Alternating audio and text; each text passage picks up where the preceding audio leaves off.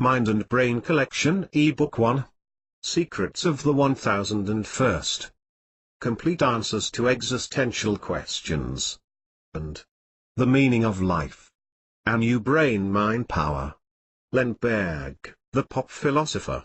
This ebook is free of charge. Invitation to distribute. You are invited to distribute this ebook freely as long as such distribution is totally free and its contents unaltered in any way. Secrets of the 1001st. The daily events of life offer a mix of feelings you can choose from to make you happy or miserable. It is just like the air you breathe, which is a mix of hot and cold air that can be separated to heat or cool your home. Smell and taste what you eat and compare with the output. Your physical body is bright enough to retain only the parts that suit it best. Time has come for your conscious intelligence to realize that good and bad dwell at the same address. A large part of your brain remains unexplored and untamed. More complex than a multispin particle, your brain must be turned inside out and upside down thousands of times before revealing its full potential. Happiness and unhappiness are two sides of the same coin, both present in every aspect of life. The question here is, how can you shun away unhappiness and make yours happiness surrounding you each day of your life? Secrets of the 1001st invites you to discover one of the countless hidden facets of your personal world. It urges you to walk into the mirror and visit a universe of affluence that is all yours and quite within reach. Mind-boggling, flabbergasting, odd. And this one as the spine. The spine, Secrets of the 1001st. Complete answers to existential questions. Lemberg, the pop philosopher. About some words and expressions used in this book. Universe. The word universe with a capital U is intended to represent the whole creation. It comprises all possible physical and non-physical elements and phenomena. The same word with a lowercase u has a more limited meaning. It usually refers to the material universe, including the humanity and excluding the mythical and spiritual aspect of creation. Nature. Nature as in nature or Mother Nature has a connotation different from the word nature without a capital first letter. God. God with a capital G usually conveys the idea of a supreme intelligent being governing all existences. Depending on the context, it can have a religious connotation or not. 1001st and brain. In this context, mind or mind usually associates with an abstract intelligence including the brain. More often than otherwise the word brain will refer to the organic composition sheltering the human intelligence. Subconscious. Subconscious mind, inner intelligence, inner body, inner associate and like terms are often used as synonyms without any discrimination. The context should always guide the reader as the above definition will suffer many exceptions and could lead to confusion when interpreted too strictly. Secrets of the 1001st. Complete answers to existential questions. Preface. Your life must be dedicated to the task of finding your point of harmony with all other elements of the creation. Happiness lies in no other place. No creation of the universe can exist as a fully independent entity. Every form, whatever its composition or substance, exists as part of a larger system that is part of the whole. One cannot always take and never give back. If you wish to make happiness yours, you must first spread its seeds around. These will then grow, ripe, and bounce back to you the boomerang way. If you're too stingy and mean to act generously, happiness will elude you for the duration of your life. This book will guide you through the labyrinth that will take you to the destination you must reach to dutifully complete your mission on planet Earth and make the whole voyage a happy and fruitful adventure. Secrets of the Mind is also used as a prerequisite to the enhancement of the mind-brain combination. The reshuffling of the mind that is proposed throughout this work will pave the way for a real physical rewiring of the brain with the goal of largely improving and enriching one's life. Before you get to the how to part and get a brain lift, I urge you to proceed with some reorganization of your mind. Reject some prejudicial ideas and make room for many concepts you will have to scrutinize carefully with an open mind. Some views will be new to you, others will seem very odd, perhaps even a bit disturbing. Think about them, mull them over and over, as these new notions carry an unlimited capacity to improve your life on this planet and beyond. Because there is no one else like you in this world, these exercises will allow you to blend your very unique and map the road you will walk on for the rest of your life. Reshuffling your mind implies that your existing standards will be put to trial. New and different ways of assessing, scrutinizing, and imagining things will be introduced. The language may not be what you're used to. The format will be different, and the subjects arranged in what may seem an odd manner. Many times, you might disagree with the notions expressed and the conclusions drawn. You will find points so obvious as to make expressing them redundant. The whole content will offer you the occasion to test your own beliefs, ponder minds, and confront both groups in order to retain what looks more promising for you. The key word here is challenge. The idea is for the reader to be disturbed one way or another. You are not expected to agree straight away. You must mix and remix the arrangement of your mind to suit yourself. The end result will be a very clear, decisive, and personal opinion that will guide you till you reach the next level of existence. Do accept the challenge this book offers you. It will make you stronger, better and happier, while making clear to you the very reasons for your existence. Any fool can appreciate success. If you cannot accept negative experiences, you have not learned much yet, for they account for half of the lessons you have to master to reach your life's destination. The second sequence of the program is concerned with brain power. It will introduce you to the concept psi-powered workout, or, more simply, PPW, a technique that will help you drastically improve your intellectual and physical capabilities. After the reshuffling has prepared the mind for the next stage, this part will create the link between your physical power and your intellectual potential. It will also teach you how to improve the conscious brain, and how spreading happiness can bring harmony and complete happiness to one's own life.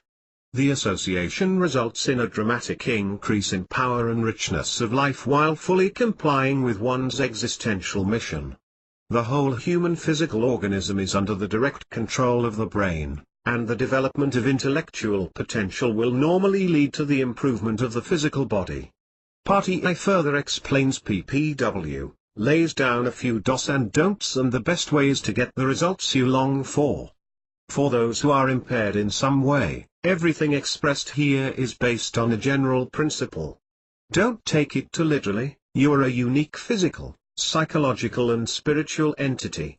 Adapt the principle to fit your own situation and work with your personal reality. These sequences are not a must but are highly recommended. Nature is very demanding but leaves no worker unpaid.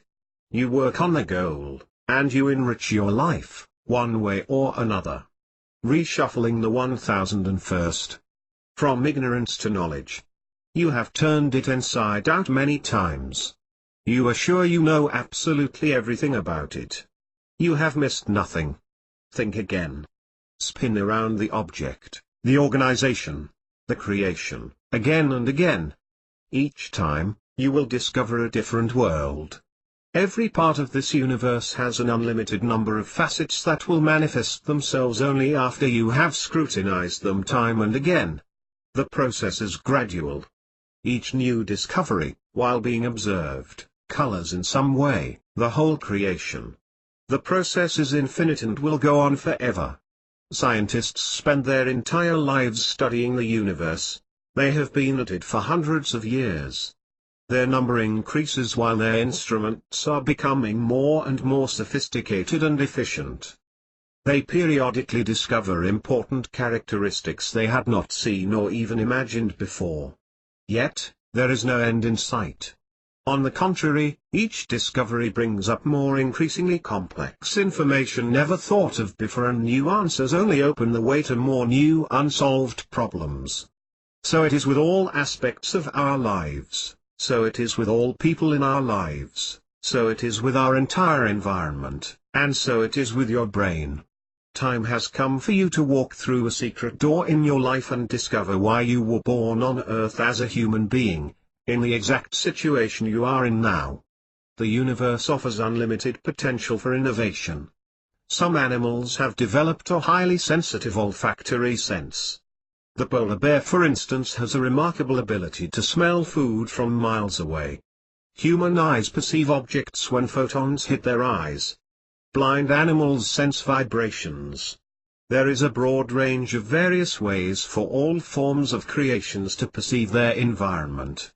Each creation enjoys abilities that allow its survival. The gist is, there are unlimited possibilities to choose from in the universe.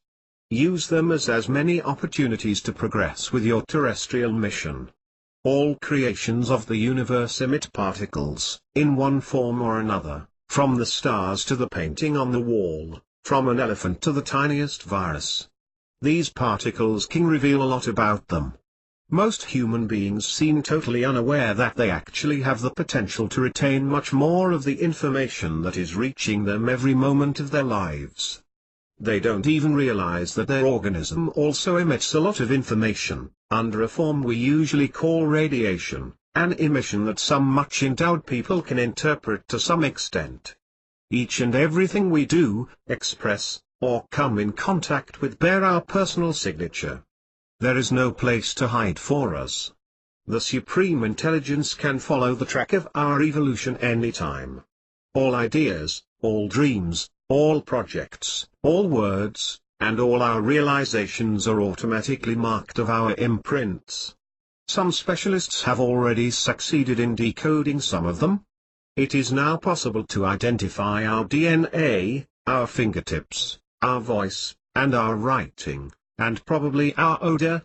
We do not only have a specific name and history, everything we are related with bear our identification. Spooky or reassuring? It is, indeed, quite reassuring. There is a purpose to such. Nothing is made in vain. It means some entity cares about us. If we are ever trapped in an absolutely desperate situation, someone will know and come to our rescue. That someone can be dispatched from this world or from one presiding over it. Pushing the limits. Researchers of the Centre de Recherche en Biologie de la Reproduction, CRBR, a Canadian university hospital research centre, affirm that an ovum doesn't lose its original propriety of reproduction despite aging. Each ovum reproduced is just as efficient and has the same potential as all those that preceded.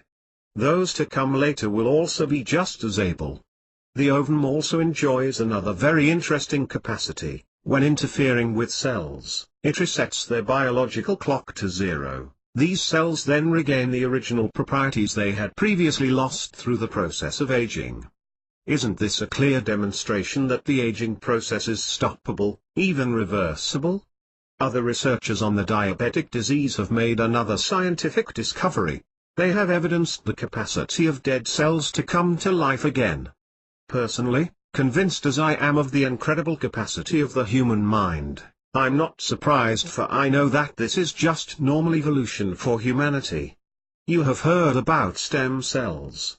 These now famous cells that science thought could not even exist a few years ago. They were first found only in rare human tissues, for example fetus, umbilical cord. Nowadays, scientists recognize that they are present in all human tissue. These cells have the exceptional capacity to reprogram themselves, replace and assume a new and specialized task in an injured tissue. This is just another demonstration that we have, in ourselves, the capacity to deal with and correct the aging process. Believing has replaced denial of stem cells in the science community. Soon, researchers will learn to tame this formidable potential deeply hidden in the complexity of any living creation. Every day brings new evidences that we, human beings, are endowed with the potential to change the reality of our daily life. Using the power that has been incorporated in our organism, physical, mental, intellectual, and spiritual, or whatever one chooses to name it. We can improve each and every aspect of our lives as well as those of other people, individually or collectively. Most people are totally unaware of this capacity they have, though they benefit this process on a continuous basis, without their conscious participation.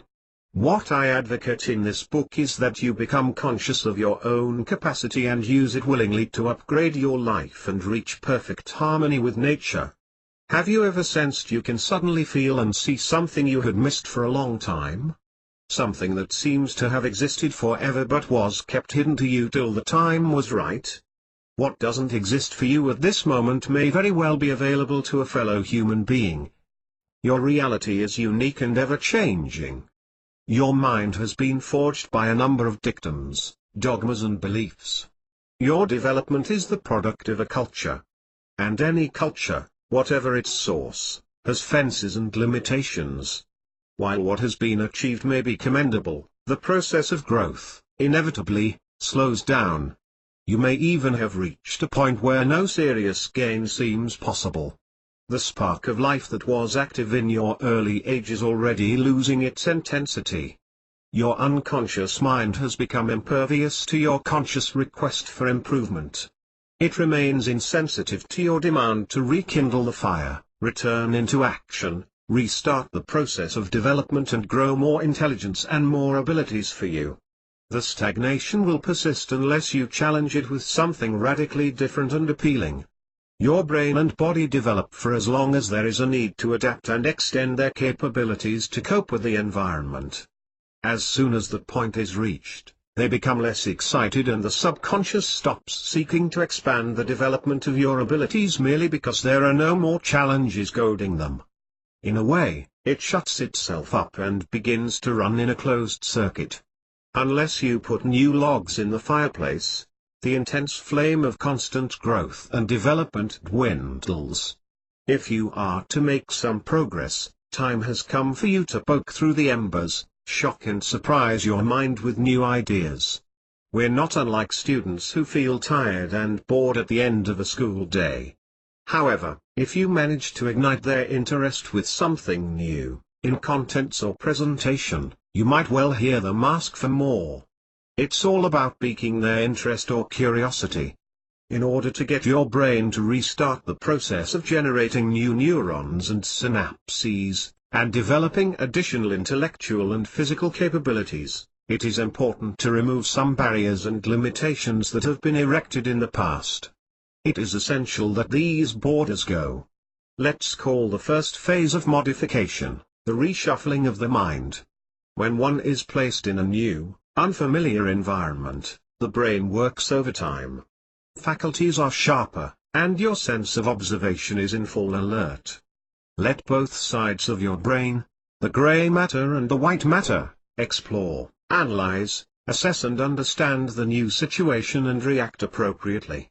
The brain analyzes all new elements it is confronted with, compares them with the ones he is already familiar with, and draws some conclusions. In doing this, the mind develops new knowledge and new abilities.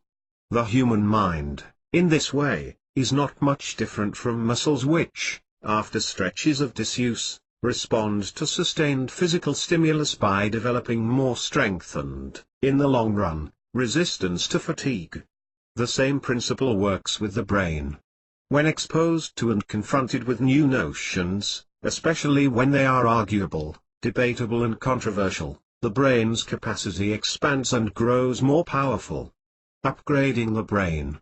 Upgrading the brain refers to two different visions depending on the profession of the specialists treating the subject. On one side, the neuroscientists have in mind the improvement of the brain by way of physiological changes. They talk about generating or regenerating the neurons, synapses, and all other physical components of the brain matter. Wiring is a familiar term used to designate the whole collection. The scientific ones are brain plasticity, or neuroplasticity. Attempts to rekindle or assign new tasks to existing neurons are also part of the game.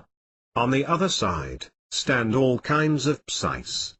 To them improving the mind is mostly, though not exclusively, concerned with memory tricks, methods, and mental exercises aiming at improving the performance of the original brain at the exclusion of the intention of adding or altering its physical components or connections. You'll find in this work what some people will qualify as strange ideas. You might think, this has nothing to do with self-realization. You could be right, or you could be wrong. Many people will tell you to pray if you want something. They are nice, good and friendly people. That's great, yet you can do more. What I am trying to do here is transform you from someone who begs for favors into a person who works on his goals and participates in turning them into reality. See the difference? A young man, perfectly sound and healthy but reluctant to work, asks his parents for money to buy a car while he spends his own funds liberally. On the other hand, his sister works hard and makes savings, but asks for a temporary loan. Whose claim do you think wise and responsible parents would value more? Modifying the brain is no easy task. It requires serious efforts. Creating a friendlier line of communication with your unconscious intelligence and convincing it to transform one's wishes into reality is not for everyone. Then, why should one attempt to improve both? The answer is, because it's very rewarding. One must accept that no two individuals are the same. In this book I take into account that uniqueness. For this very reason there can be no shortcut. Together, we'll work on transforming both your intelligences, the conscious and the unconscious ones. These new ideas will become the sources and the roots of all modifications in your physical body, a term that includes your brain. To bring about these changes, we must create new patterns of thinking.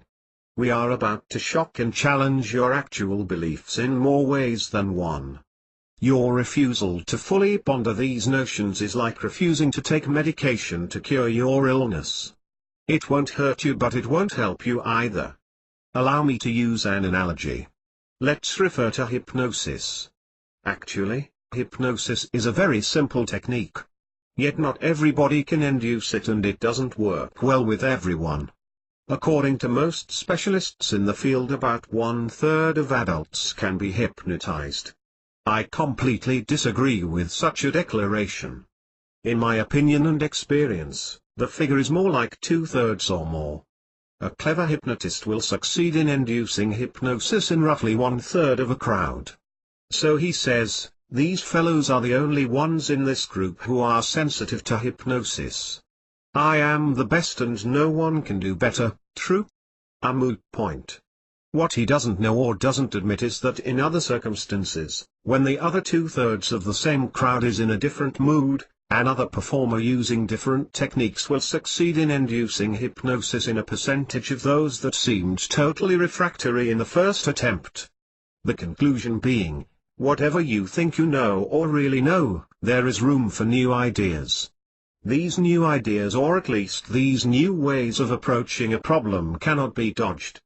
Both your intelligences must take a different look at this world and this universe to change. Old patterns have already exhausted their full potential. Imagination and creativity have to come to the rescue. Existential, philosophic, psychological and practical questions need to be mulled over again and again to allow your intelligences to evolve. Without such challenge, nothing will ever improve. Here's something very important: your organism will only respond to new needs. Don't forget this. Those who cannot understand and accept the process of evolution could be disappointed here. Let's go for another analogy. If you intend to seriously increase your physical strength, there are two ways to do it. 1. Use appropriate drugs. 2. Exercise. If you merely sit and dream about increasing your physical abilities using an intellectual rote without visualization, you will get non-significant results. This is not natural, and your organism will not respond, or will respond very weakly, to this type of intellectual stimulus alone. On the contrary, if you physically exercise while putting your intellectual capacity to work using autosuggestion, visualization and many other techniques, you will get results beyond what physical exercise unaccompanied by such intellectual stimulus would attain. To my knowledge, All prominent athletes in the world use such techniques. I insist, there is no perfect way around this. Be tolerant, be patient, and try to understand the lessons of life nature is offering us all. The result depends on such discipline. Yet because you're one of a kind, you will have to dose the technique and adapt its elements to suit your uniqueness. What is very reassuring holds in the fact that the ultimate power will never ask for more than you can afford. You want, you can. Mental faculties and premature death. A few years ago, I read on the internet about a study conducted by Dr. Vilayanur Ramachandran of Baylor College of Medicine in Houston, Texas, that linked mental functions in middle age to death risks. I am grateful to Dr. Pavlik for his valuable work and the conclusion he drawn. As it happens, I have come to the same conclusion through non-scientific channels. It is obvious that a poor state of mental functions can be linked to premature death. I advocate that the mind, its conscious as well as its subconscious part, is in charge of the well-being of the whole organism. Where mental abilities have declined, the capacity of the mind to protect and maintain the organization sound and in good health is lessened and the body becomes vulnerable to attacks. The human organism is under constant attack. If the commanding officers are in a state of disarray, unable to command with efficiency, the army of soldiers becomes confused and cannot act coherently to defend the body. Sooner or later, defeat will come.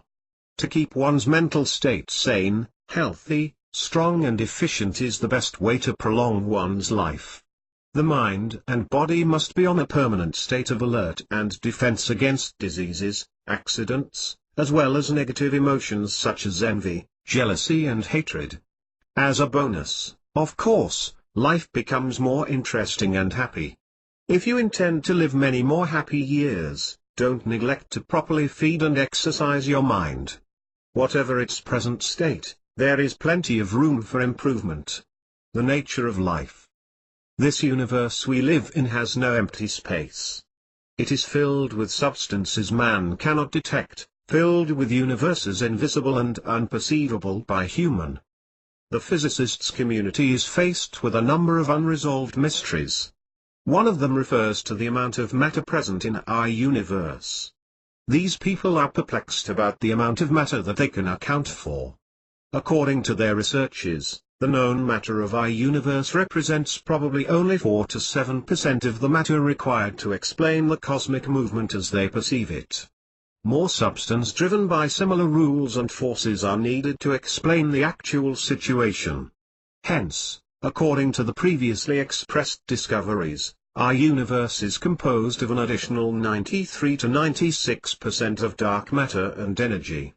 Dark meaning that it does neither emit nor reflect light. This insensitivity to light means that we cannot see or even detect it.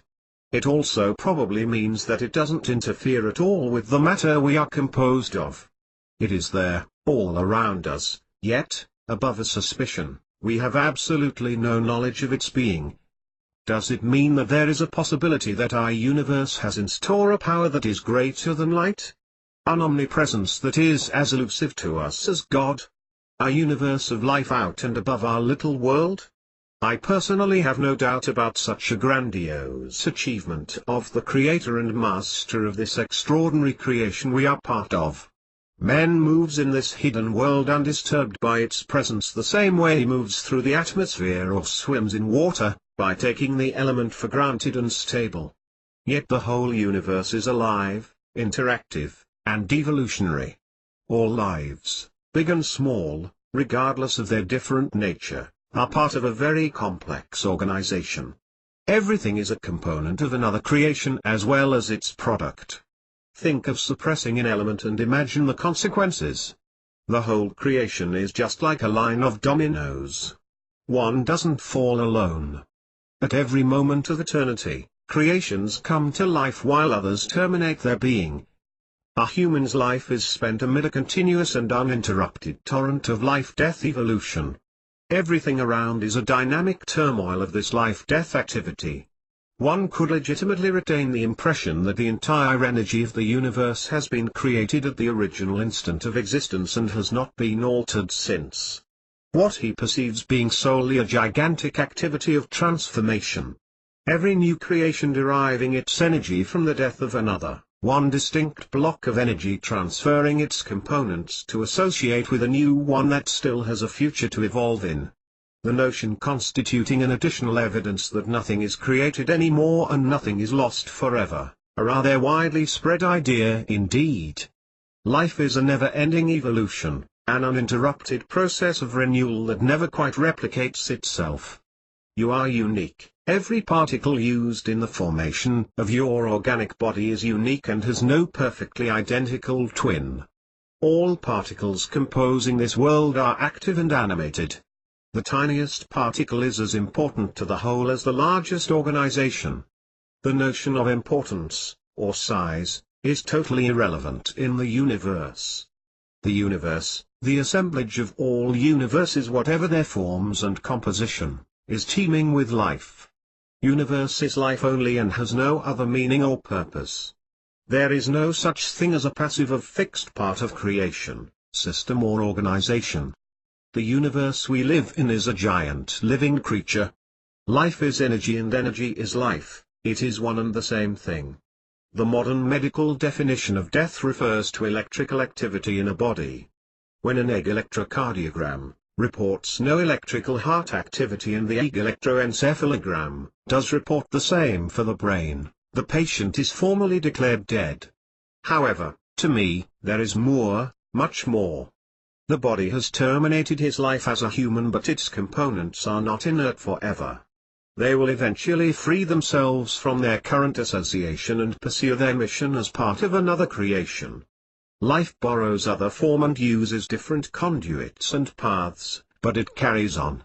Each human being is a component of the universe he lives in, very much like a drop of water is part of a river or a lake or an ocean. Each drop of water travels the full circle of existence, solid to liquid to vapor, in and out, up and down, becoming ice and dissolving, becoming water and disintegrating, changing form and beginning new existences. A drop of water has an immense role to play in the existence of all other components, and similarly, so has man, for the architect of the universe has made no useless or extra building blocks and none is missing. The complex machine is perfect and fulfills its purpose without a single glitch. A human being can be dissected into billions of cells, each formed of billions of particles. This breakdown into ever tinier forms of existence is infinite, and retracts to a point that human comprehension cannot reach. The same principle applies outward to larger and larger systems that have no finite dimensions. What we perceive as birth and death or beginning and end is a human concept. At the level of universe, there exists only a continuum where existence has been and will continue forever. The ultimate gigantic entity comprises everything and is everything. It knows no frontier, inward or outward. It knows no boundaries and has an unlimited number of dimensions. It takes all forms, all shapes, or no forms at all. It is God for those who see it as such. It is the supreme intelligence to others. It is anything as it is everything, including you and me. Evolution is a constant replicating process that gives birth to new creations that differentiate themselves from their predecessors. No two men have been created exactly the same, no two drops of water are absolutely identical, no snowflake has a perfectly identical twin. Our scientists are set on a course of tests to identify more and more differences in particles. Their task will see no end. Mankind has unscrambled and inventoried the human genome, which is all very well, but that's not the end of the story. The process will continue for as long as men will live. Each bit of information already deciphered can be dissected into another sequence of information that would take us to another one, and to another one. Completing the task is not a possibility, simply because there is no such thing as a definite, fixed process of existence. Every creation of this universe is in an ever-changing state of evolution. After we'll have been promoted way upward in the hierarchy of the universe, we will one day understand the system we are part of. That moment is no doubt very far and many existences away. The moment will come, however, when the experience acquired will allow the intelligence that is now experimenting through this body to take its turn at the summit of the pyramid that governs the universe. That event will be our moment of glory, the ultimate paradise amid all our existences. We will then exist in a perpetual state of perfect spiritual bliss and wisdom. As seen from a human perspective, there will have been no commencement and there will be no end to the process, because the potential for evolution knows no such limitations. Make no mistake, however, no creation will ever rule the universe, all by itself, as an independent entity. When our turn comes, our spirit will be reunited and integrated to the being and intelligence that is everything. We will be back where we come from, where we all belong. We will be back where we will have always been without being conscious of such existence. If these notions seem shocking to you, think for a while that, according to physicists, at the moment of the Big Bang, our universe was of the size of a football. And, though under another form, we were all existing and evolving therein. What is God? For the vast majority of people, God represents an intelligent entity governing all existences. The reality is, God is the collective intelligence and power of the whole creation. I'm a part of it and so are you, as is each other component of the universe. God manifests itself through all actors being part of this wonderful theater play that is the creation. It is futile to believe that the universe is only composed of the elements that modern science can identify. Such presumption by scientists is preposterous. Do not look for God as an independent entity enjoying the power of ruling all the components of the creation.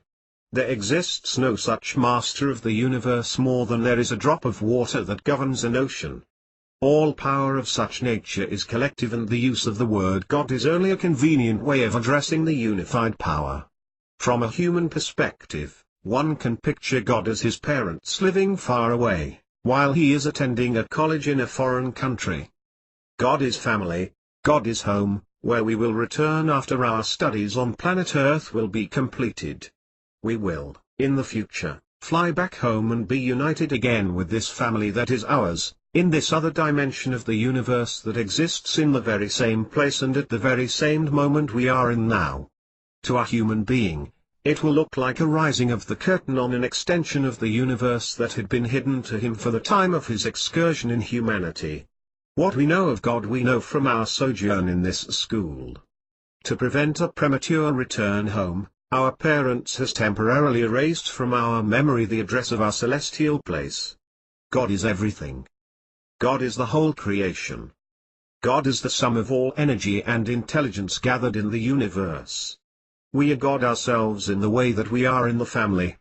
God, acting as parents, takes charge of our formation and education. God is the supreme intelligence, maker and ruler of this universe. His wisdom is the ultimate wisdom. His power is the ultimate power. We are part of it, yet we must submit to this collective will, intelligence, and power. We are all members of the ruling family, but we must still learn to apply the wisdom that normally associates with power and the way to yield it. Let's compare as two young members of a wealthy family to whom the parents are teaching the art of managing their share of the family's fortune. The whole concept of you and me as God is better illustrated with the following analogy. According to neurologists, the human brain integrates from 20 to 100 billions, 100 of neurons, hundreds of trillions of synapses, and is completed with an incommensurable number of other components. Each and every one of these components being itself composed of particles that are too numerous and varied to be measured and inventoried. The whole organization forms an intelligent creation that is a human brain. An interesting feature of the creation lies in the fact that no separate component is acting as king of the hill. No neuron or isolated group of the same is acting as the supreme leader of the entity. The human's brain operates under the joint control of the collectivity of its components. One can then safely conclude that each component is brain. Each neuron is brain, though none holds the ultimate power. The same pattern is valid for God. As I see it, God, call him the supreme power or whatever suits you, is the collective intelligence and power of the universe. There is not, in the universe, an independent entity that created the world, and there is no such thing as an independent leader. God must be seen and is the assemblage of all components of universe. Hence, you're God and I am God in the way that we are all active components of universe, the same way as a neuron in my head is brain itself. If someone attacks any one of my neurons, it's my whole brain that is under attack. I jealously guard and protect them all the same way as I guard and protect my wife and children. I consider any one of them as very precious, and I would not let go of even one that is sane and efficient. I'm adamantly convinced that it's the same with humans. I cannot accept that the Creator, which I am part of, has made an error in creating one or another, and I'm also absolutely confident that he highly values each and every piece of his collection, whatever it represents. Man, guided and represented by his permanent, evolutional, and independent spirit, has participated to the creation of the universe, and, under this form, it is eternal. Nothing is created anymore, and everything is evolution and continuity as it has always been. Another interesting facet of the concept lies in the fact that each existing component is as essential to the whole as any other. Any of my fellow men is just as important and necessary as I am, and none of us is in excess, or a spare. Our overall importance to the collective God we form is the same for any one of us, hence as a human, your value is absolutely identical to mine and any other individual. Nobody is superior to you and nobody is less valuable. This venture on earth we are experimenting, we must live it jointly with our fellow men, the whole humanity forming one united team. I will use yet another analogy to describe God. Let's revisit water. Under certain conditions, water form and circulate in the form of drops. However, these drops, when they accumulate, lose such form to integrate and totally fuse with all others to form a plan made of a uniform liquid. Oceans are formed out of water that come and go. In a way, its components are not always the same. Notwithstanding such characteristic, it remains organized and extremely powerful. Yet, no one drop of water is more important than one another. The relation between man and God looks very much like a drop of water vis-a-vis a formidable ocean. Seen as an independent entity, man is like a drop of water and represents very little, but man as an integral part of the creation is part of the supreme power. Man is then as much God as a drop of water is the ocean. There is no separation anymore. There exists only the supreme intelligence and the supreme power. In an ocean of water, there is no such entity as a superior drop of water presiding to the destiny of the ocean. The ocean is one and acts as one. The same principle applies to the universe. Man is an integral part of God. Man is God. To the group of particles forming the cells that are forming your organism, man is God. Man is their God. Religious people do pray the God they believe in for help, protection, and rewards. How come they are so concerned with their own well-being that they do not realize that each of their components, regardless of its form or size, feels the same way towards him? These parts of you pray you, yet you remain deaf to their supplications. Man, as a rule, is so self-centered that he only prays for himself and his likes. He pays absolutely no attention to the needs and requests of the innumerable members of the team that is keeping him alive and happy. He is just like a factory boss who is using and abusing his employees, without any consideration for their own needs and emotions. He is oblivious to the fact that his business cannot go on without their cooperation. Your components of all forms and sizes are your organism's servants. If you want them to be motivated and efficient, behave the way a good and intelligent boss do. recognize their participation, motivate them, and keep them happy. You will then be in a legitimate position to harvest the fruit of your sowing. If they are happy, they will make you happy. Without good employees, there is no profitable business. Communicating with the Supreme Intelligence.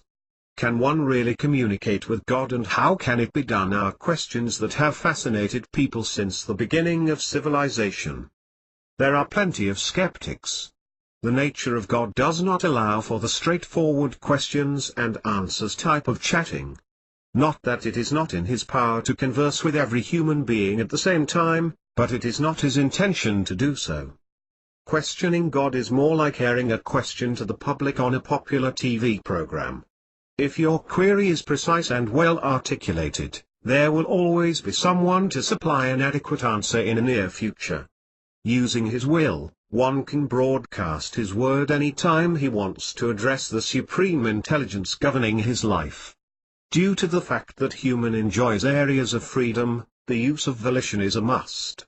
Though very generous, nature will not grant you everything you want, in the form you desire, without requiring a serious effort of realization from your part. All questions will be answered God's way. These ways can and usually will differ from yours. Following its broadcasting, the question or request will be treated by the collective intelligence we name God, and one or several entities will come to you with appropriate answers, the intelligence then acting like the schoolmaster who is attempting to help you understand the gist of the matter he is teaching you. Oftentimes, you will be asked to complete the sketches of solution offered with the intention of assisting your favorable evolution. If you reject the help popping up in your surrounding and choose to kneel down and beg for a comprehensive response and perfect answers to your queries, you will never really progress in intelligence and wisdom. Hence, it will become more and more difficult for you to satisfy to the meaning of your life. Is it not wonderful to realize that each and every one of us has a role that is customized to his personal needs? You have to be conscious that, amidst the 6 to 7 billions of people on Earth, you are the only one that has to complete the role that you have been assigned with. In this giant theater play, no actor is missing and none is without an essential role. My meeting with the messenger, God, representing the collective power, never came to me saying, "Meet your God." I may have met him every day of my life but never recognized him as such. My direct experience of the Supreme Intelligence took place when I was very ill and hospitalized. It appeared to me as an orb of pure energy. The contours were not well defined, but to me, the orb was very real. It didn't have to identify itself. What needed to be conveyed to me was, in a flash, and was made crystal clear in an instant. I knew this ball of incommensurable power and intelligence was the messenger of an even more powerful and undisputable entity. I have never been very strongly attached to this world. During my young years, I was uncomfortable living on this planet as a human being. I cannot explain where this feeling was rooted, but the sensation lasted for many years. Later on I realized there were many things I needed to learn to live in harmony with the rest of creation. From that moment on I strove to put aside my stubbornness and began learning the lessons life was offering me. I was extremely lucky in my quest. I met a woman who would make me happy. She was and still is the schoolmate who makes it possible for me to attend school every day and learn, to the very best of my ability, the lessons the teacher wants me to study, understand, and put to good use. When I became seriously ill, I began thinking about the possibility of dying, about terminating my stay in this school, and I started contemplating the pleasure of going back home, enjoy a vacation and receive a new assignment. I was torn between a strong desire to return home and the bonds that tied me to my wife, children and grandchildren. I chose to remain with my family. I simply love them too much, and owe them more than I can ever pay back. The Creator has devised many different ways to make us wish to stay longer in this world, a world where fear is omnipresent while love is always predominant. During my near-death experience, a message was passed to me, My request had been granted and I was allowed to go on with my role in this world and live for a while longer. How long was not mentioned. Yet no question remained unanswered. The messenger was neither friendly nor hostile, there was no emotion involved at all. However, his power was obviously immense. I sensed that if I were to extend a hand towards him, my hand would simply dissolve and cease to exist, leaving no residue, without any pain to me. My own encounter with an entity of the celestial world seems perfectly consistent with those of many other people who have experienced, one way or another, that the Master of the universe represents the ultimate source of energy, power and intelligence. We are part of him but, as humans being, we are no match for him. It was also made known to me that the Master wanted me to be informed that he was the ultimate power derived from the combination of energy and experience. Though I was part of the family, the assembly of all members was holding the ultimate intelligence and power. A member of such large family, all by himself, has no meaningful authority. A lesson I am not going to forget. The existential world. I do firmly believe that the universe is composed of an indefinite number of different worlds and types of substances and matter. Dreams are as real as the daily realities of life. All types of creation are modeled one after the other, not unlike a set of Russian dolls except that the number of smaller and larger dolls is infinite. Our mortal existence is associated with only one of those universes boxed one into one another. Looking from within one of those dolls, we can see neither the smaller nor the larger ones, confined in a world that is part of a larger unit that remains totally unidentifiable by a human, though he is part of it.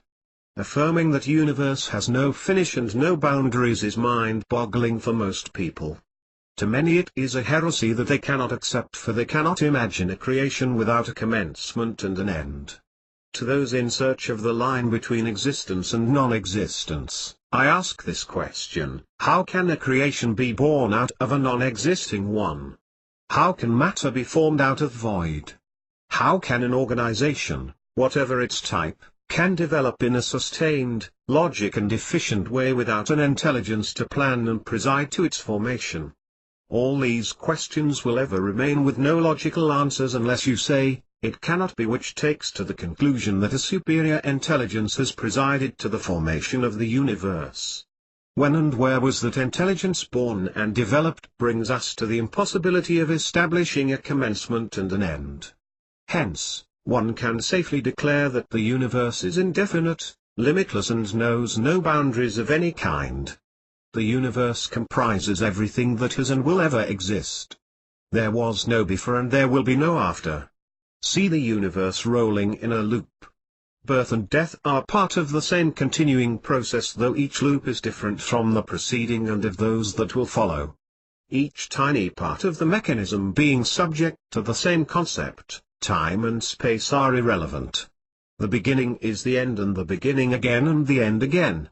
Yet nothing is ever as before and nothing will ever be repeated. The past is not and nor is there any future. In philosophical terms, the only existence is the one being when one is conscious of being. This notion also applies to realities. There is not one but an unlimited number of realities. We move from one reality to another, unless you prefer to think of our situation as static and imagine the film of reality rolling around us, uninterrupted.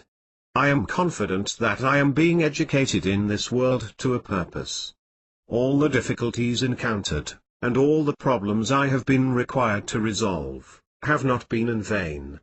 Nature has a vision regarding my evolution. One day I will leave this world and be promoted to a higher post.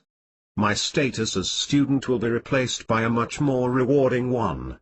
The education and experience acquired, will earn me a new assignment associated with its own reward.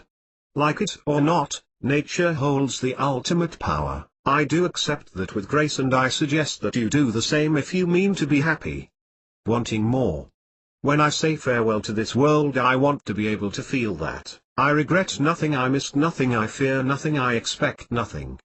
I am going to return to my home in universe with my heart filled with peace and confidence. I want that imprint to last forever and ever in my soul. Such a feeling I name plenitude.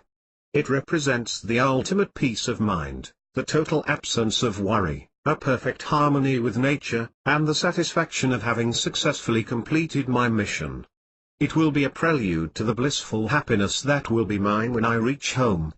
I can't imagine a more beautiful way to terminate one assignment and begin another. Most people spend their lives looking for more possessions, more love, more consumption, more fame, more beauty, more achievements. There is nothing intrinsically bad with this, but there might be something wrong with the reasons for their quest, or the means used to fulfill their aspirations. You might think that some people are fully satisfied with what they have. Not true. Offer them more knowledge, more happiness, better food, better entertainment, better company, more love, more freedom, more peace or more action or simply more power or more money, and see if they reject them all. Nobody is perfectly satisfied with what he possesses. He might say that, but it's simply untrue. Had that been so, this mythical person would have reached perfection and moved to heaven, for perfection cannot dwell on earth. It is now obvious I will not know perfect happiness for as long as I am human. Nevertheless, I will always strive to reach that state of plenitude I mentioned. I will not allow that craving for more and more to poison my life. I will continue to learn more and more about the human situation, but I will do this without trying to overswell my collection of riches, of whatever kind. I just want to be happy and content with what I do and what I have, and I wish the same for all my fellow men. I desire to spread happiness around, yet I feel no compulsion to reach any particular objective. I enjoy peace of mind, while striving to let nothing and nobody disturb this state. Wanting more is natural in this world. Your headmaster wants you to learn to control this craving and be happy while satisfying it. The survival experience. Life on Earth is quite like the one of a group of people experimenting survival in the wilderness, a mandatory exercise for everyone coming into this universe as a human being. Our goal is to survive, prosper, experiment and learn to live in harmony in this world. The experiment will last for no predefined period of time, it could be 1 day or 100 years and more. We are given a whole pack of gear and ample advice to start with. However, no two people are given exactly the same gear and instructions about their mission, and no mission is identical to any other. We will meet helpful guides who will give us good advices and evil ones who will misguide us and lay traps on our patch. Most people we will meet will be friendly, but we will also have to fight foes. There will be rainy days and sunny ones. We will be exposed to fine weather as well as extreme temperature. We will feel joy, sorrow, sadness, love, hate, deception and satisfaction. We will confront failures and successes, both equally dangerous. We will fight to feed ourselves conveniently on a daily basis. Notwithstanding our feelings, we'll have to take others' lives, vegetal or animal, or perish. No two members of the group will be granted the same privileges, facilities and difficulties. The rewards for success or penalties for failure will never be the very same for any two people. No two participants will follow the same path or meet the same pitfalls. No two entities will be judged using the same standards. Each human being is unique, his destiny is original and his reasons to be here are his and his alone. However, he has to aim at a goal that is shared by all his fellow creatures. He has to experience and thrive to discover the harmony and happiness the Supreme Intelligence wants him to find in order to go on with his personal evolution. Don't expect other members of the group to share exactly the same experience at every moment of your life. In a way, and to a certain extent, you're on your own, and that's the way it should to be. Take comfort in the fact that help is everywhere along the way. Most of the time you won't even notice that you have been redirected to the right path by an invisible hand, a friend whose existence you're unaware of. In the most difficult periods of your journey, There will be little miracles that will never be explained to you in this world. This earthly school is an incredible organization run by a master. You will make it.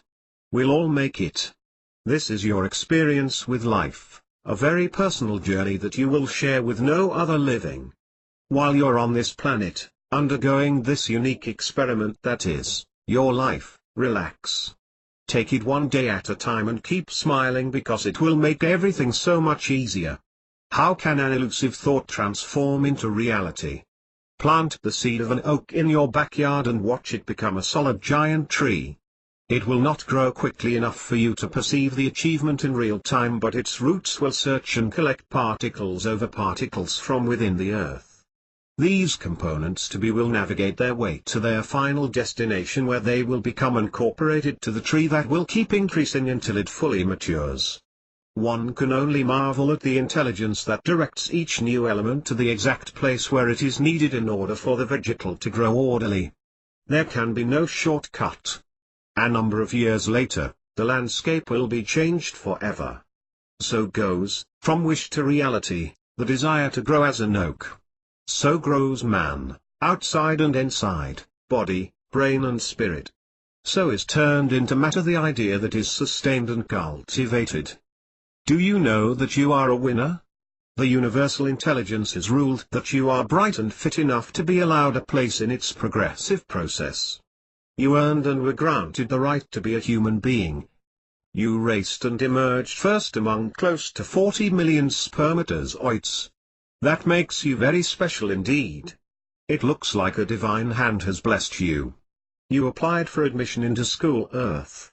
This educative facility, reserved for the elite, is of the boarding and tuition kind.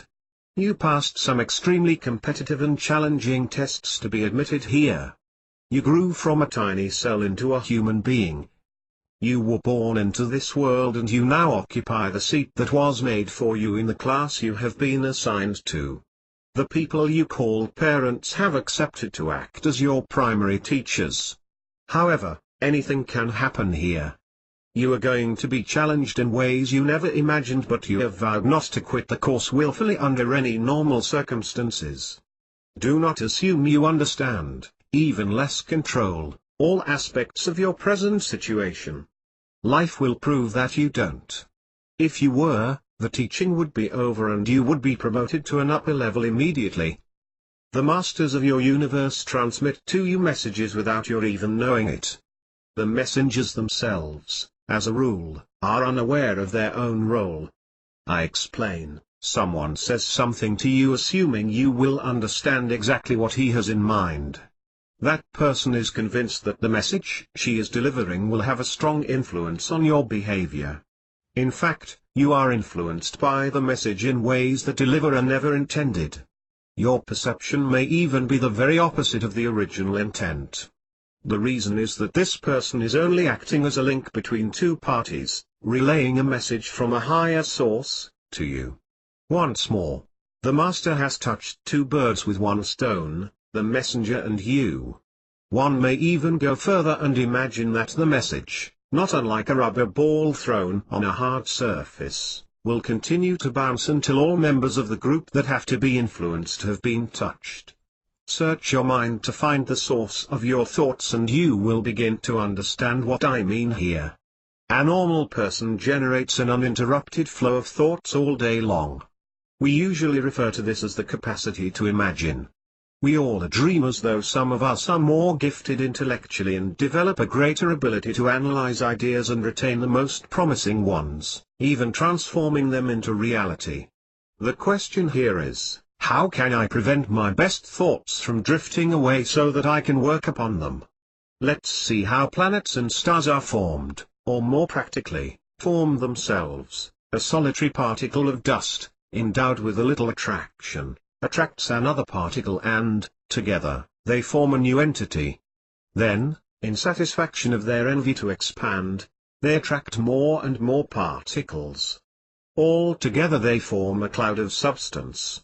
The new little cloud attracts more little clouds, till it becomes large and dense. During the process, a very intriguing event takes place, at some unidentifiable moment. the cloud turns into an organized system. While growing and making itself a planet or a star, it seems as if a mysterious and unknown force has taken charge, regulating the mass of matter. Knowing that this form of evolution is constant, one can only come to the conclusion that there is out there an intelligence that devised such a system and disseminated it in nature to form the universe. The evolution from a tiny particle into a planet is fascinating. Where does the very first particle come from? How and why was it created? Why will it later explode or implode or be swallowed into a black hole? Seen from yet another angle, why did the desire and the capacity to grow further died? Scientists don't know yet, they are still working on it. My philosophical answer is, each and every creation has a life of its own and takes form into our common universe in fulfillment of its destiny. The very same question applies to the formation of a human. Did life emerge from man or woman or both? Did it begin with a thought or desire? Did it come from the ovule or the spermatozoid? Everything that exists is made out of an assemblage of infinitesimal particles, some of them called quarks. But quarks are presumably inanimate particles that are the primary building blocks used to form more complex creations. If quarks have no life, how come assembling a selection of them under some particular forms make life sprouts into creations? The answer is obvious. Life is everywhere and permeates everything in the universe. There is an incredible intelligence behind creation. Nothing is created and nothing is lost. Everything is transformation and organization. It even looks like everything is part of a plan that is far beyond our own comprehension. Imagine the development of a human intelligence, a development that will evolve quite like the little cloud transformed into a planet or a gigantic star. We often hear that there is no limit to our possibilities. The statement is an exaggeration. One cannot dream of mastering the universe he lives in during a lifetime. However, one can develop intellectual and physical capacities to an extent that will make him happy. Happiness being the ultimate goal, dream of no other. Coming back to the question of harnessing your thoughts, your intelligence has developed like that little cloud that was animated with the desire to go way beyond its current state. It felt it had a goal to reach. You now have one too. You need a plan, a program and an organization. This book will supply those elements. Further, it will add fertilizer that will improve and accelerate your project. You will learn some tricks of the trade. But whatever the project, it will not work unless you do your footwork. Unless you focus on it intensely, act and react willfully and concretely, your dream will quickly drift away and lose the capacity to be transformed into reality. Transforming one's brain into a much more powerful one is not a piece of cake.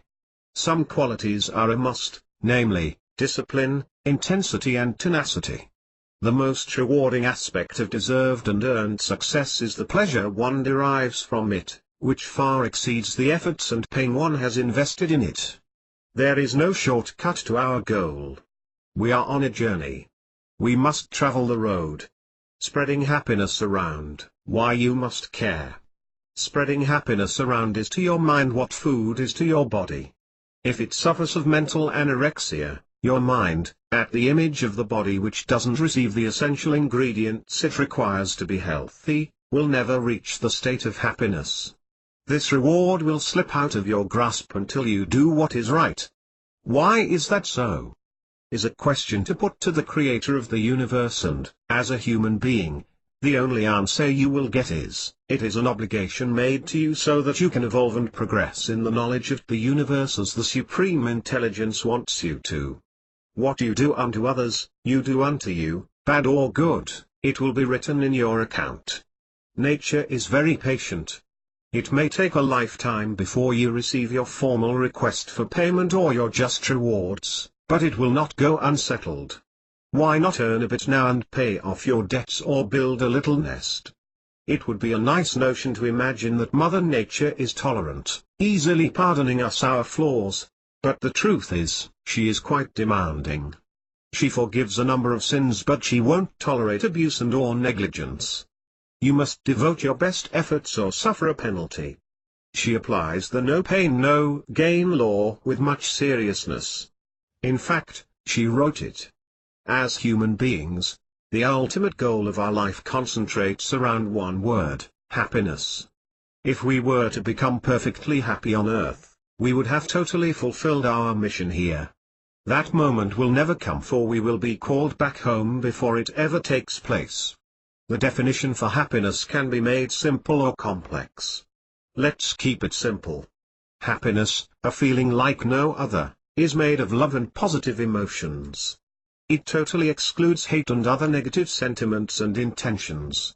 Happiness is peace of mind enriched with the velvety passion of the present instant.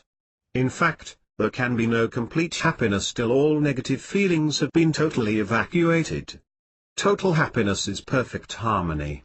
Happiness is the quintessence of life and its quest the only reason for man to exist. A normal person cannot reach the state of happiness while she is surrounded with grievances, hate and the idea of revenge. So, in our quest for happiness, we have an obligation to spread around as much joy as possible. Not doing so would be like living in a space closely surrounded with extreme bad odors. The smell would soon permeate and contaminate our own. For your own sake, be generous, spread happiness around. Some laws of the universe appear to be very odd.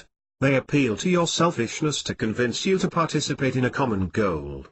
This natural law incorporates an obligation to share under penalty of losing one's own happiness. There is more: each time you spread hope and happiness around, a cut is paid to your account. It has taken me a lifetime to come to the conclusion that giving hope and spreading happiness is the most efficient and fastest way of attracting them to one's self. Most people are born with a good heart. They are genuinely generous. To them all, happiness is just around the corner and ready to be picked up. Others will have to travel a small bumpy road. Hopefully there is a sure and rather short way for those walking in the right direction. Whoever you are, happiness is with you and in you. You pick it up or you go by. The decision is yours.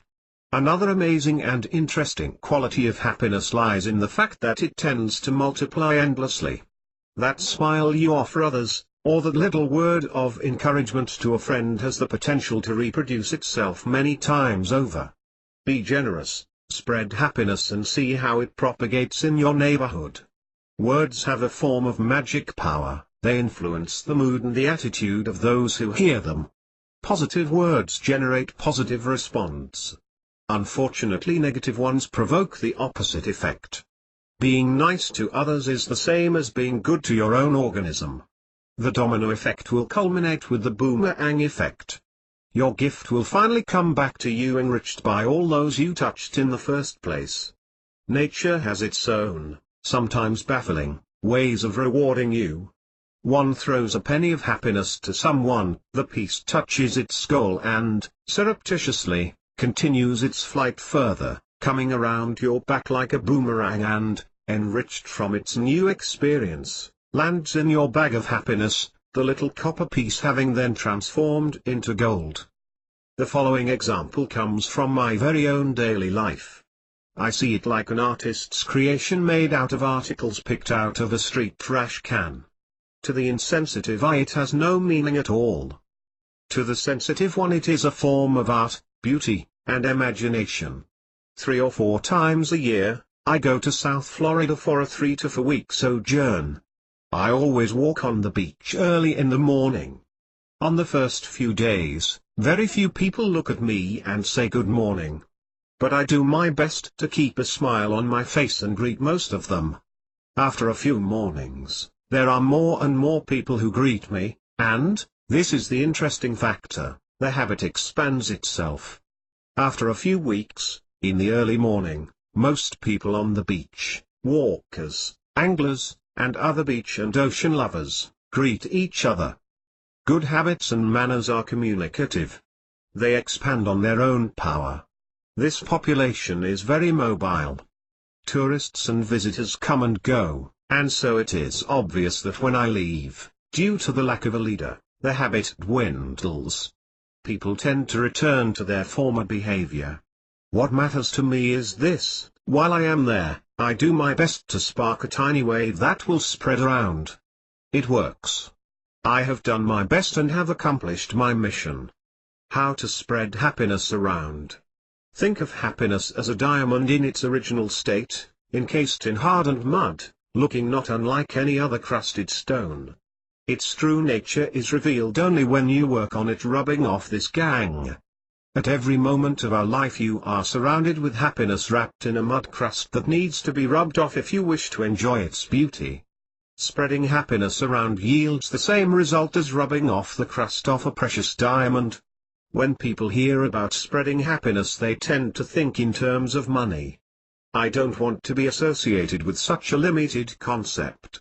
Spreading happiness certainly conveys the idea of sharing its own good fortune with the less fortunate, but being good to people goes well over being charitable with money.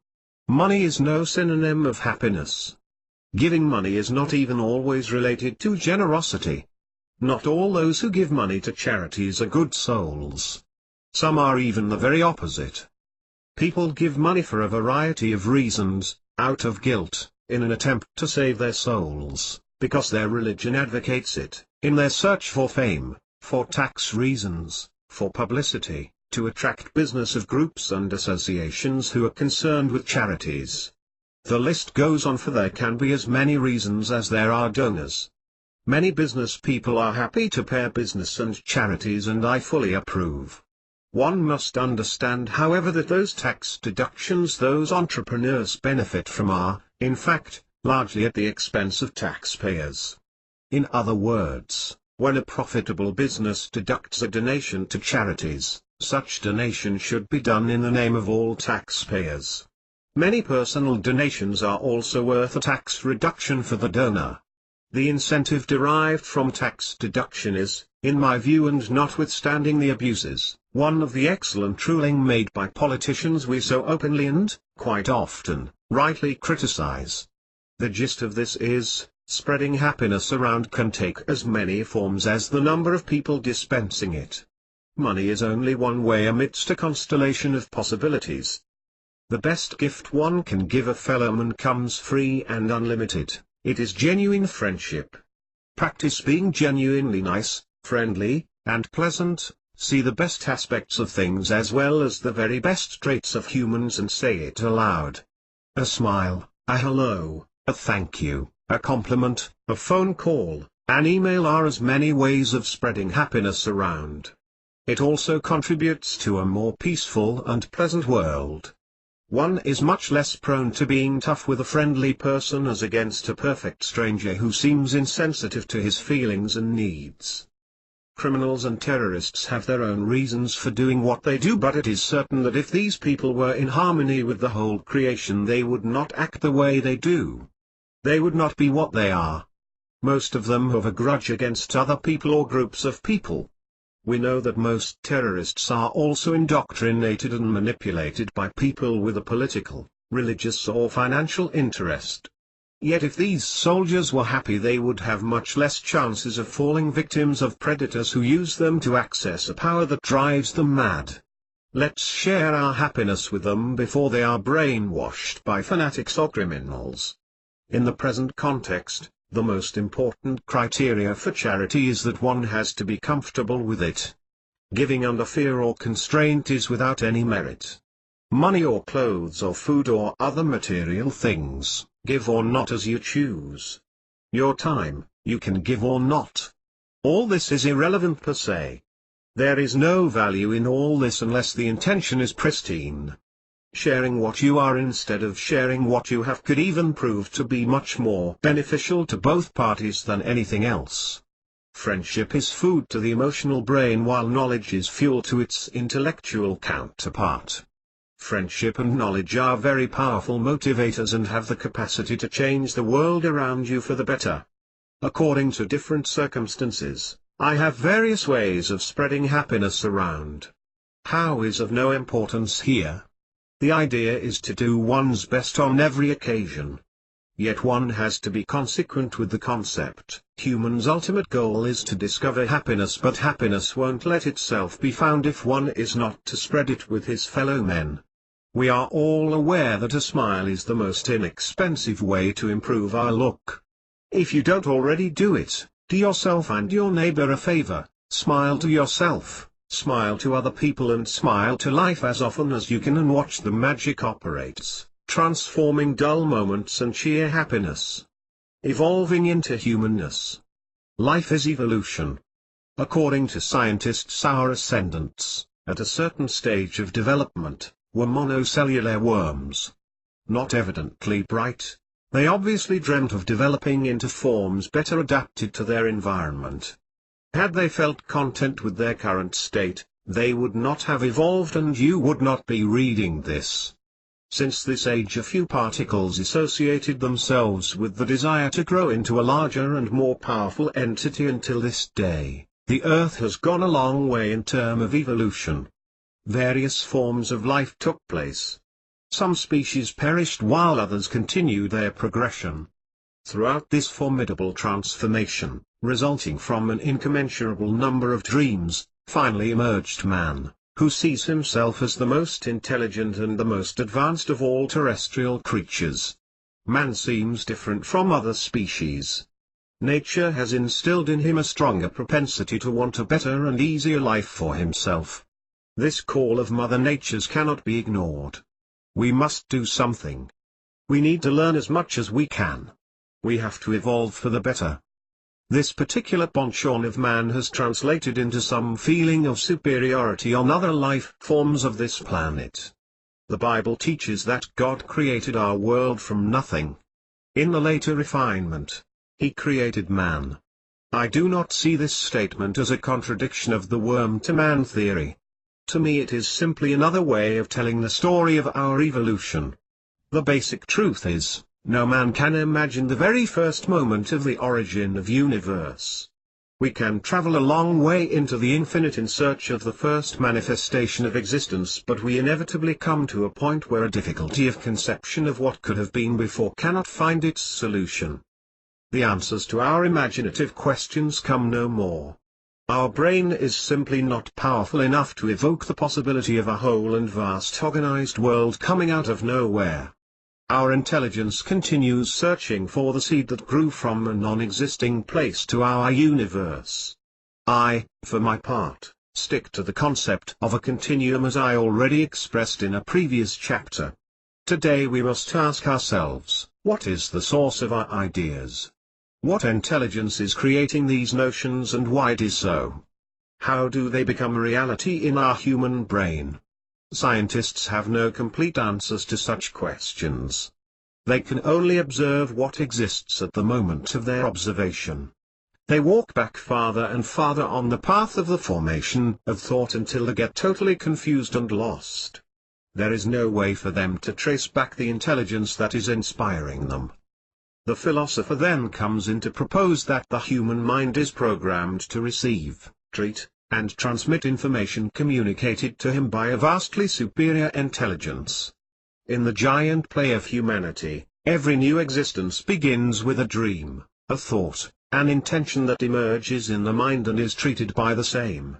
It can be rejected or retained, accepted and transformed into something viable and stable.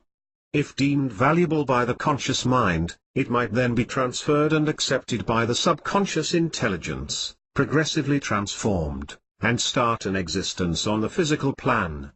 For the sake of this exercise, let's assume that we have deemed the thought interesting and valuable and that we would like it to materialize. How would that happen? Imagine how a tree grows, how a house is built, or even how a child is raised, and you have the basic recipe. The principle is the same in all three examples. It is done progressively. One has to be disciplined and consistent with one's goals if one wishes to enjoy the result. Sacrifices must be made, meaning that one has to renounce to some things in order to be allowed to enjoy others. If you intend to build a house, there are a number of inevitable steps to follow. You must dream about it, make blueprints, find the money or the credit required, etc. One day the first building block is laid down. One more is added and so on. The house will be the result of a rather long and complicated process. The exact moment of the fruition of the thought is difficult to pinpoint. One day you have a building site, on another one you have a house.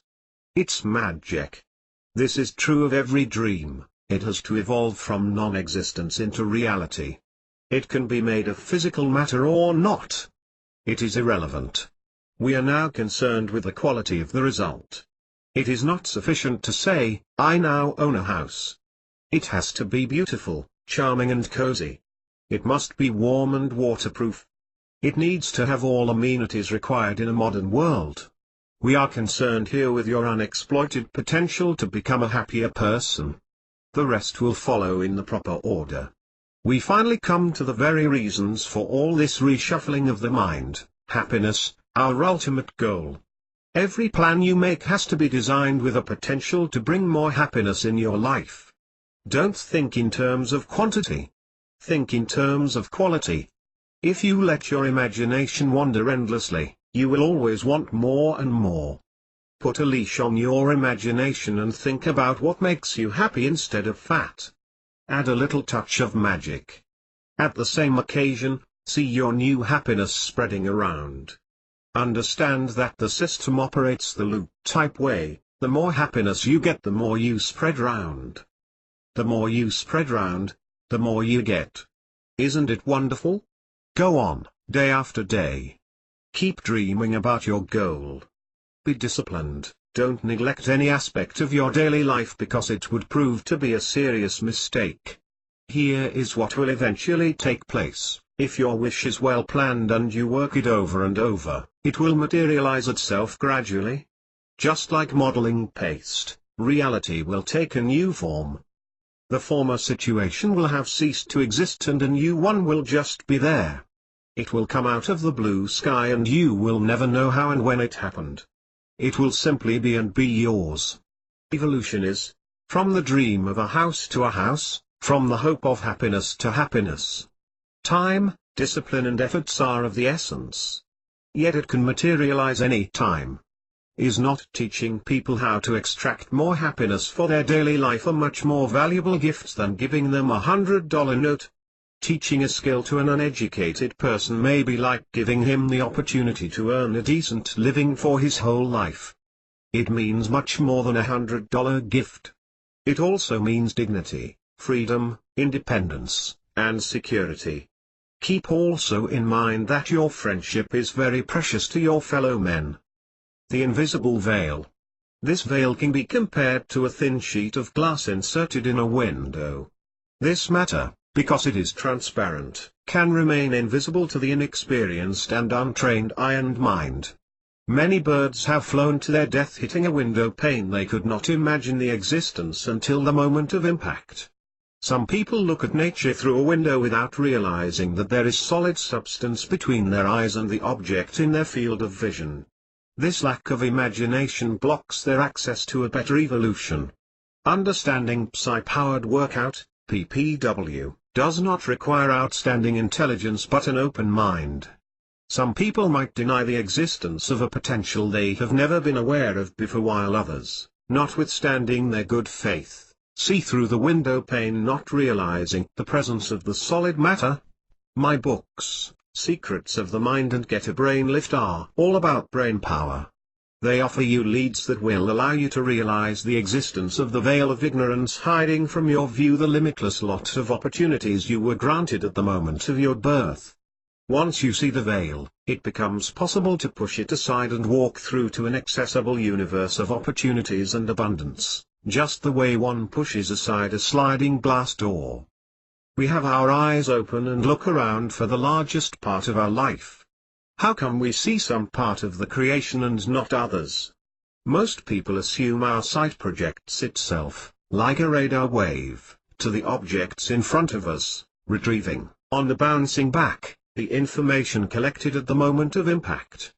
The opposite is the fact: photons, commonly known as particles of light, emitted from an independent source of light, hit the object before bouncing to our eyes, which collects the information at that moment.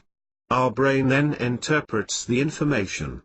Until the moment photons make contact with our sight organs, we don't see the objects standing in front of us, whatever the distance.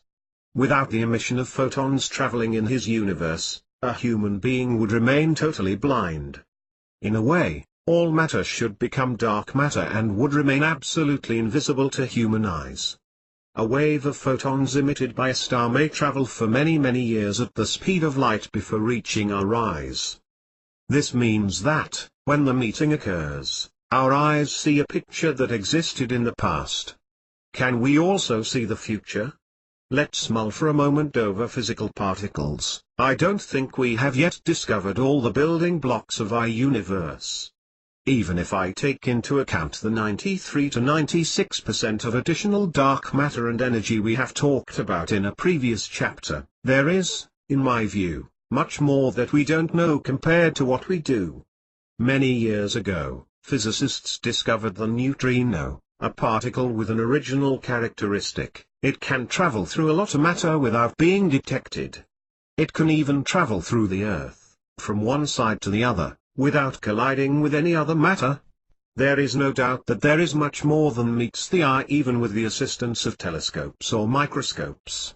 It is curious that while there are people who succeed in gathering a lot of useful information regarding many aspects of life, their fellow men remain seemingly blind, even to the existence of those additional layers of knowledge. PPW, that I will write about in my book, is not a mystery or an incredible discovery. It is about harnessing a potential that each of us carries and uses, one way or another. However, a better understanding of how it works allows us to derive dramatically increased benefit from our brain and mind. We all grow from infancy to maturity at a pace that does not touch our senses. We can only observe that the process is active by comparing the present to what we perceive as the past. If I contribute a small particle to the building of a better world and everybody else does the same, this planet will evolve favorably and will become a more pleasant place to spend our lives on. PPW is that little extra power that helps you place your hand on the treasure that's within your reach but you have never managed to get a firm grip on. Raison d'être. For decades, I searched my mind for the reason of my existence. No philosophy, no reading, no preaching and no religion could offer a suitable answer to my quest.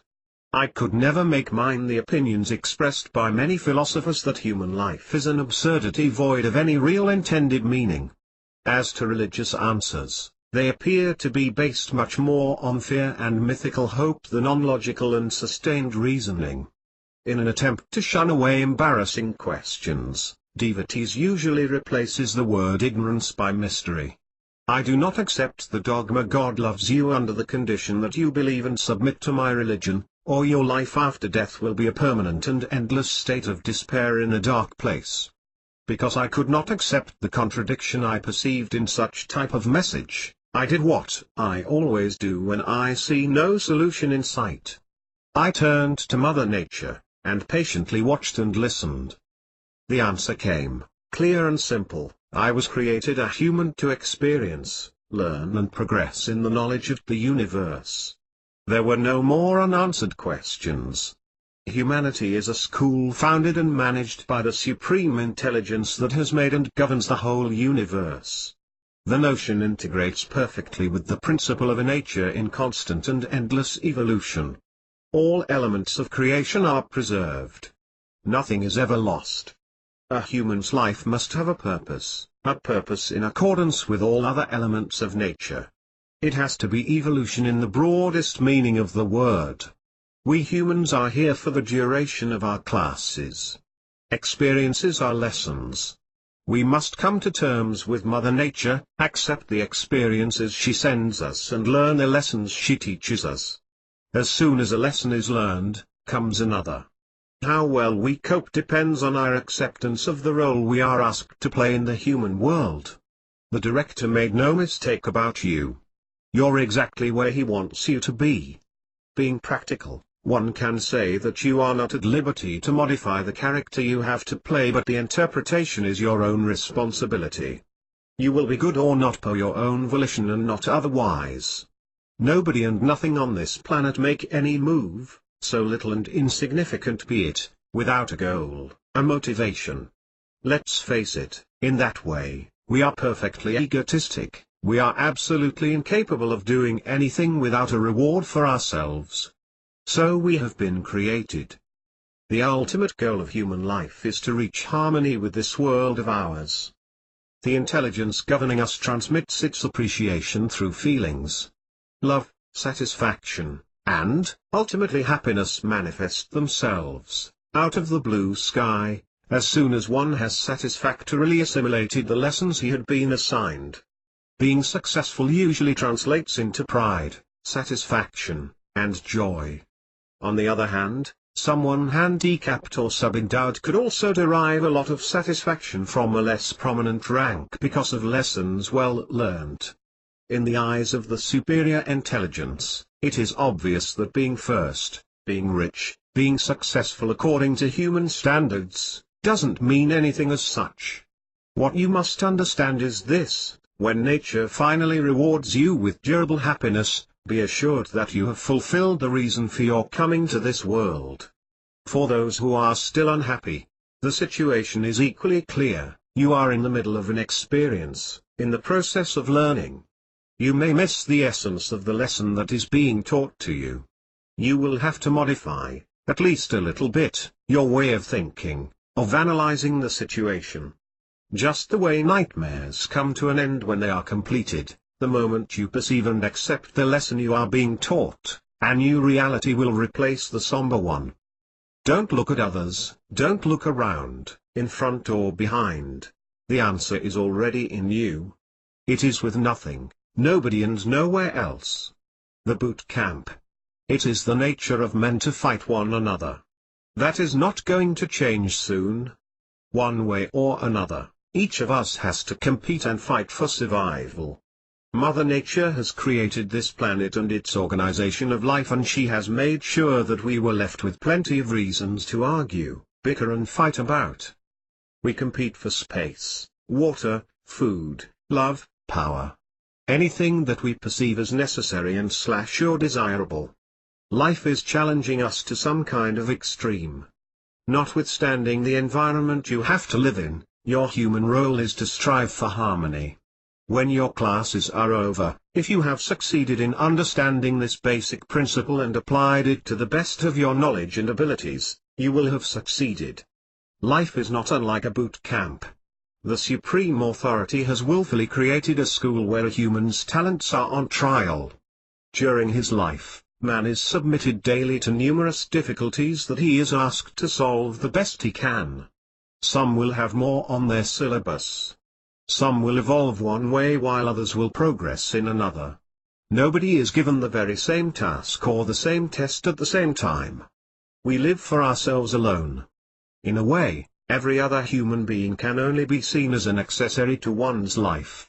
Nobody can live my life on my behalf, and it is the same for you. No delegation and no cheating is possible.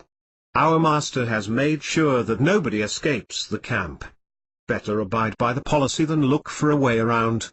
Playing by the rules is the only way to attract happiness. The difficulties lie in the fact that these rules are not written in a plain language. Yet they will be explained when required. Stay alert and keep listening. Life is a dream. You have to believe me. These words are of the utmost importance. Life is a dream. Dreams are as real as the rest of our lives. Reality is not fixed forever. The reality you believe you're trapped in will come to pass and will come to an end as suddenly as your worst nightmare. This past reality will cease to exist and vanish in oblivion the way your dreams do. Like the people you see and touch in your dreams, the people in your life will remain totally unaware of your experiences. Everybody's life is a personal experience. You're on your own. Those people in your dreams are totally unaware of the role they play in your dreams while you sleep, and so it is when you switch from your current reality to a new one. In no time, the memory of the past experience fades away and ceases to exist. Don't worry about it, every element and component of your life is being harmonized with the new situations. It follows the evolution.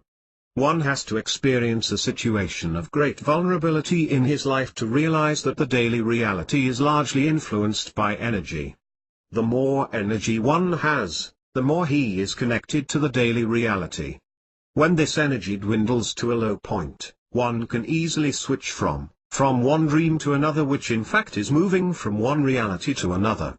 When no energy is left, one immediately moves from one state to another, which represents a complete change of reality.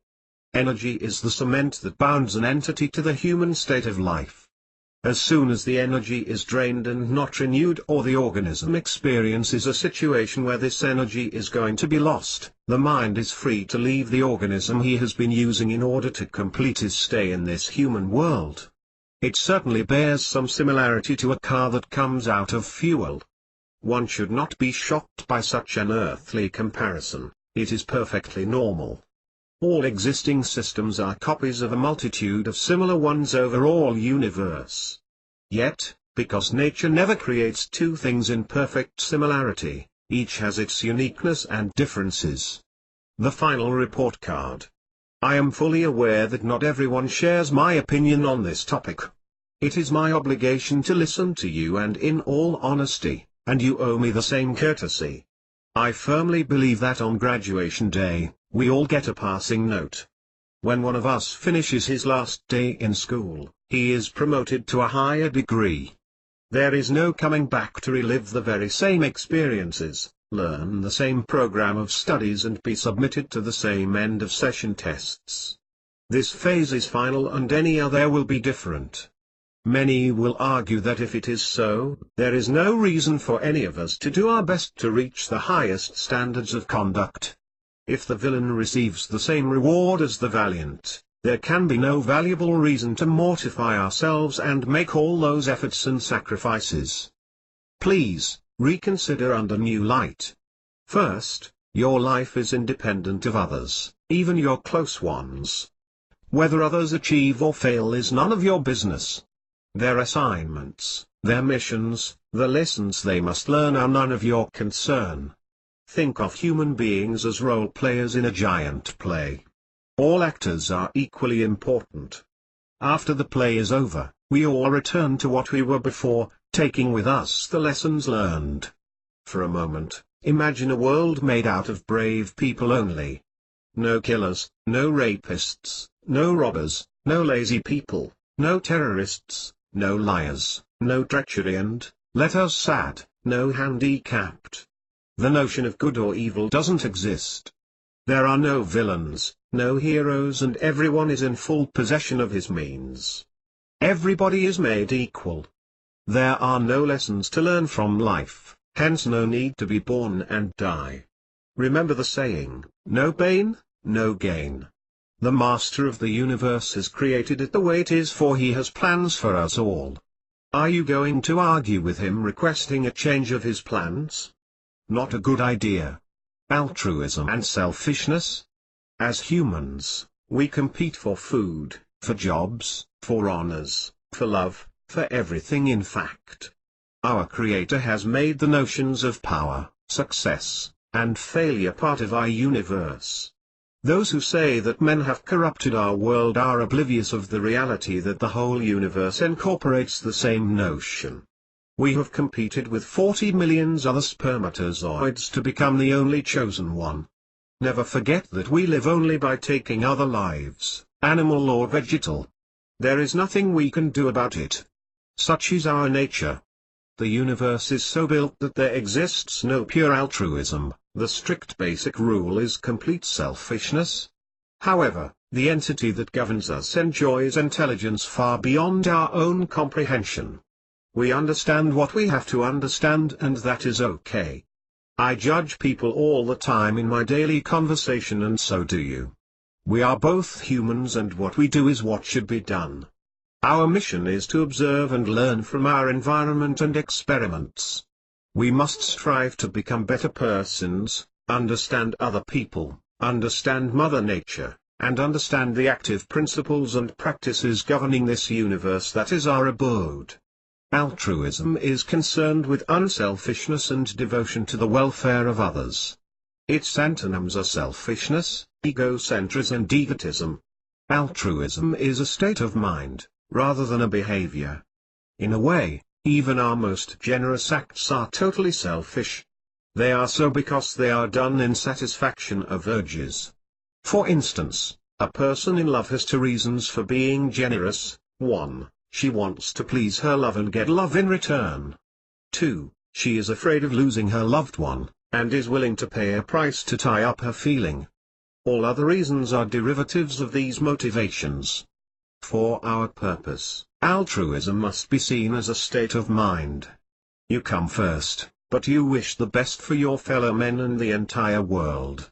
There is more to altruism than supplying material things. Caring for others is the most precious gift one can give. The rest follows automatically. The worst terrorist could and, usually, rightly consider himself a good and generous person. He could feel noble for giving up his entire life for the success of his cause. According to his religious beliefs, he could feel a saint and a martyr, believing that his actions will earn him and his family a blissful life in heaven while his loved ones will have their material needs met during all their lives. He may also be full of hate for his enemies, but his creator is the intelligence who has included such emotions in his creation. This form of reasoning takes us back to the question of reality. What we perceive as reality is not necessarily others people's ones. That man you see as a monster, others see him as a hero ready to die for a cause he believes in. Our perceptions are very personal and unique. See real life as a dream where others exist only for the duration of your dreams.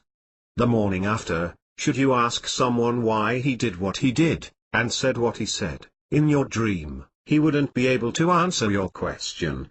You saw him, even touched him in your dream, but, according to him, he did not exist in the form you describe. You're the only one with that knowledge. Make no mistake, you're on your own. However, you can get as much help as you can take. One sure way of getting it is to start giving a lot of help yourself. Spread happiness and you will be rewarded with more happiness. Let's now revert back to the notion of pure selfishness to repeat what I already expressed using different terms. Human beings are perfectly selfish, but nature has its own way of compelling us to share with our fellow men. Happiness is kept out of our hands for as long as we do not share with our likes. We need our fellow men for everything. Think for a while of a life on earth that would be entirely yours. All riches would be yours. You would own all the land, no sharing. Nobody to fight you and nobody to appreciate, admire and love you. Living only for oneself is a dreary perspective. We are lucky to have someone to share our good fortune. Compulsive and obsessive disorder. What is the common denominator of people suffering of a compulsive obsessive disorder?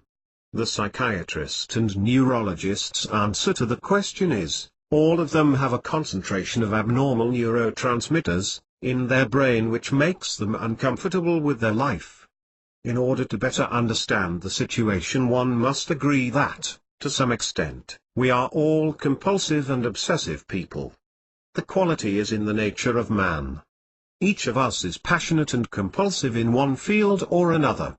Some of these traits are not disturbing while others are so excessive as to constitute a serious disorder.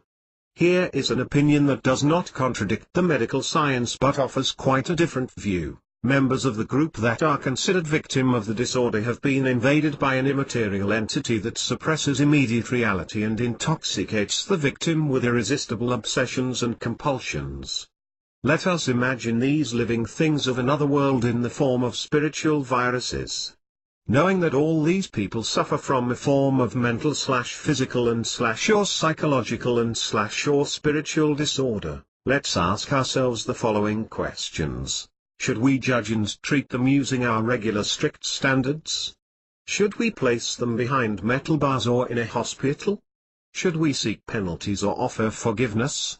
Should we de-responsibilize them or make them accountable for their actions?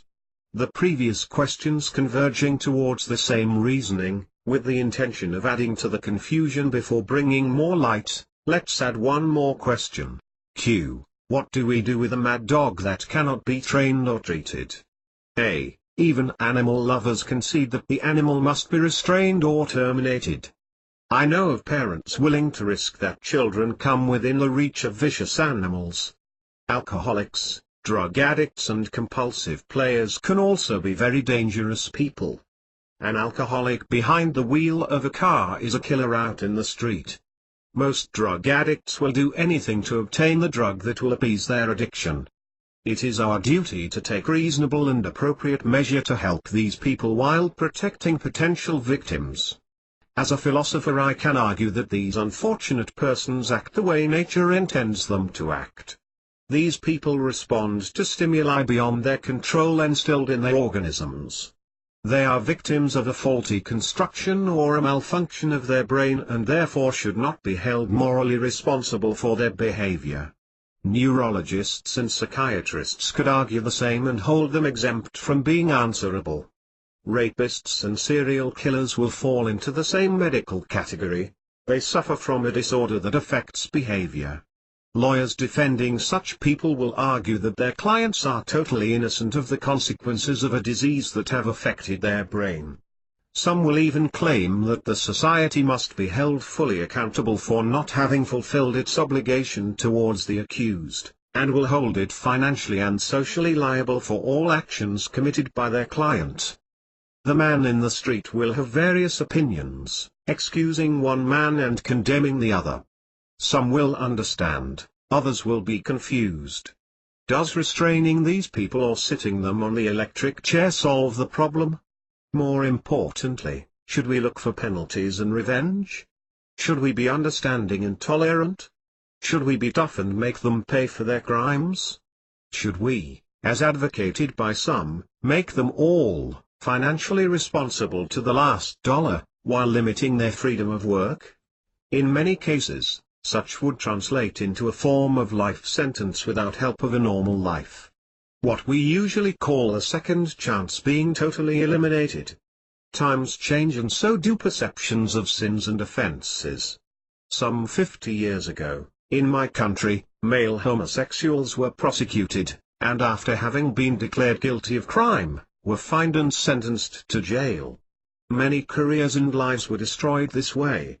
Oddly though, during the same period, I never heard of women and priests being prosecuted for the same offense.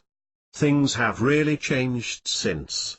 Priests are now being severely judged and sentenced for those very crimes they could not have been touched for, a few decades ago. The situation has evolved, but in many countries, homosexuality is still a crime. Many religions and religious people still condemn, punish and ostracize homosexuals.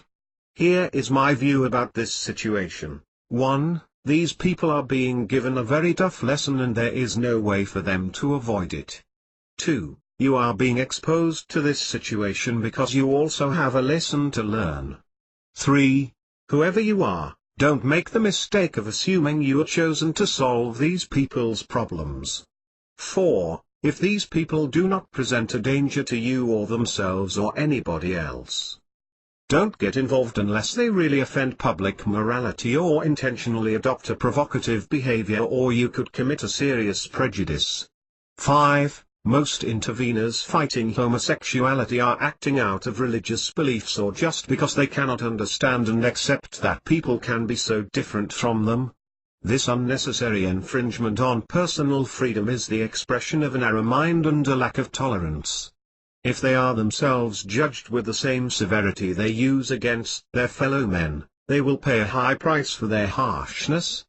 I wish you realize that obsessive-compulsive people active in what we rightfully consider reprehensive or even criminal activities have not chosen to be what they are. Nature is the power and intelligence that have created them what they are, and most of them, if they were ever offered a choice, would be more than happy to become normal people, acting within the range of socially acceptable standards. This obsessive-compulsive disorder they suffer from is so overwhelming that it becomes impossible for them not to do what it requires them to do to satisfy the horrible virus that is poisoning their mind, and their whole life. Victim or bystander, life is offering you an opportunity to learn a new lesson. Mull it over until you reach a state of perfect harmony with the schoolmaster. The moment you will understand that the Creator has made all this on purpose and with your long-term best interests in mind, you will come to peace with similar situations and go for a new task to fulfill. The best advice to those in search of an attitude to adopt is hereby summarized: be tough on bad people and be nice to good ones. Life is no Garden of Eden and nature is very demanding. Being tough on bad people will force them to refrain from acting that way, while niceness will encourage people to behave themselves. Avoid, whenever possible, being the moral judge of a fellow man, because this man could very well be you in other circumstances. What seems to be another person may actually be you, caught on a film replayed by your master. Be strong while being good and nice. Be supportive while developing independence. Be socially responsible, but always remember that you are not responsible for society but for yourself alone. You are your brother's keeper, but living your own life is your priority. Take example on the safety rules in an airplane: put the oxygen mask on your face first.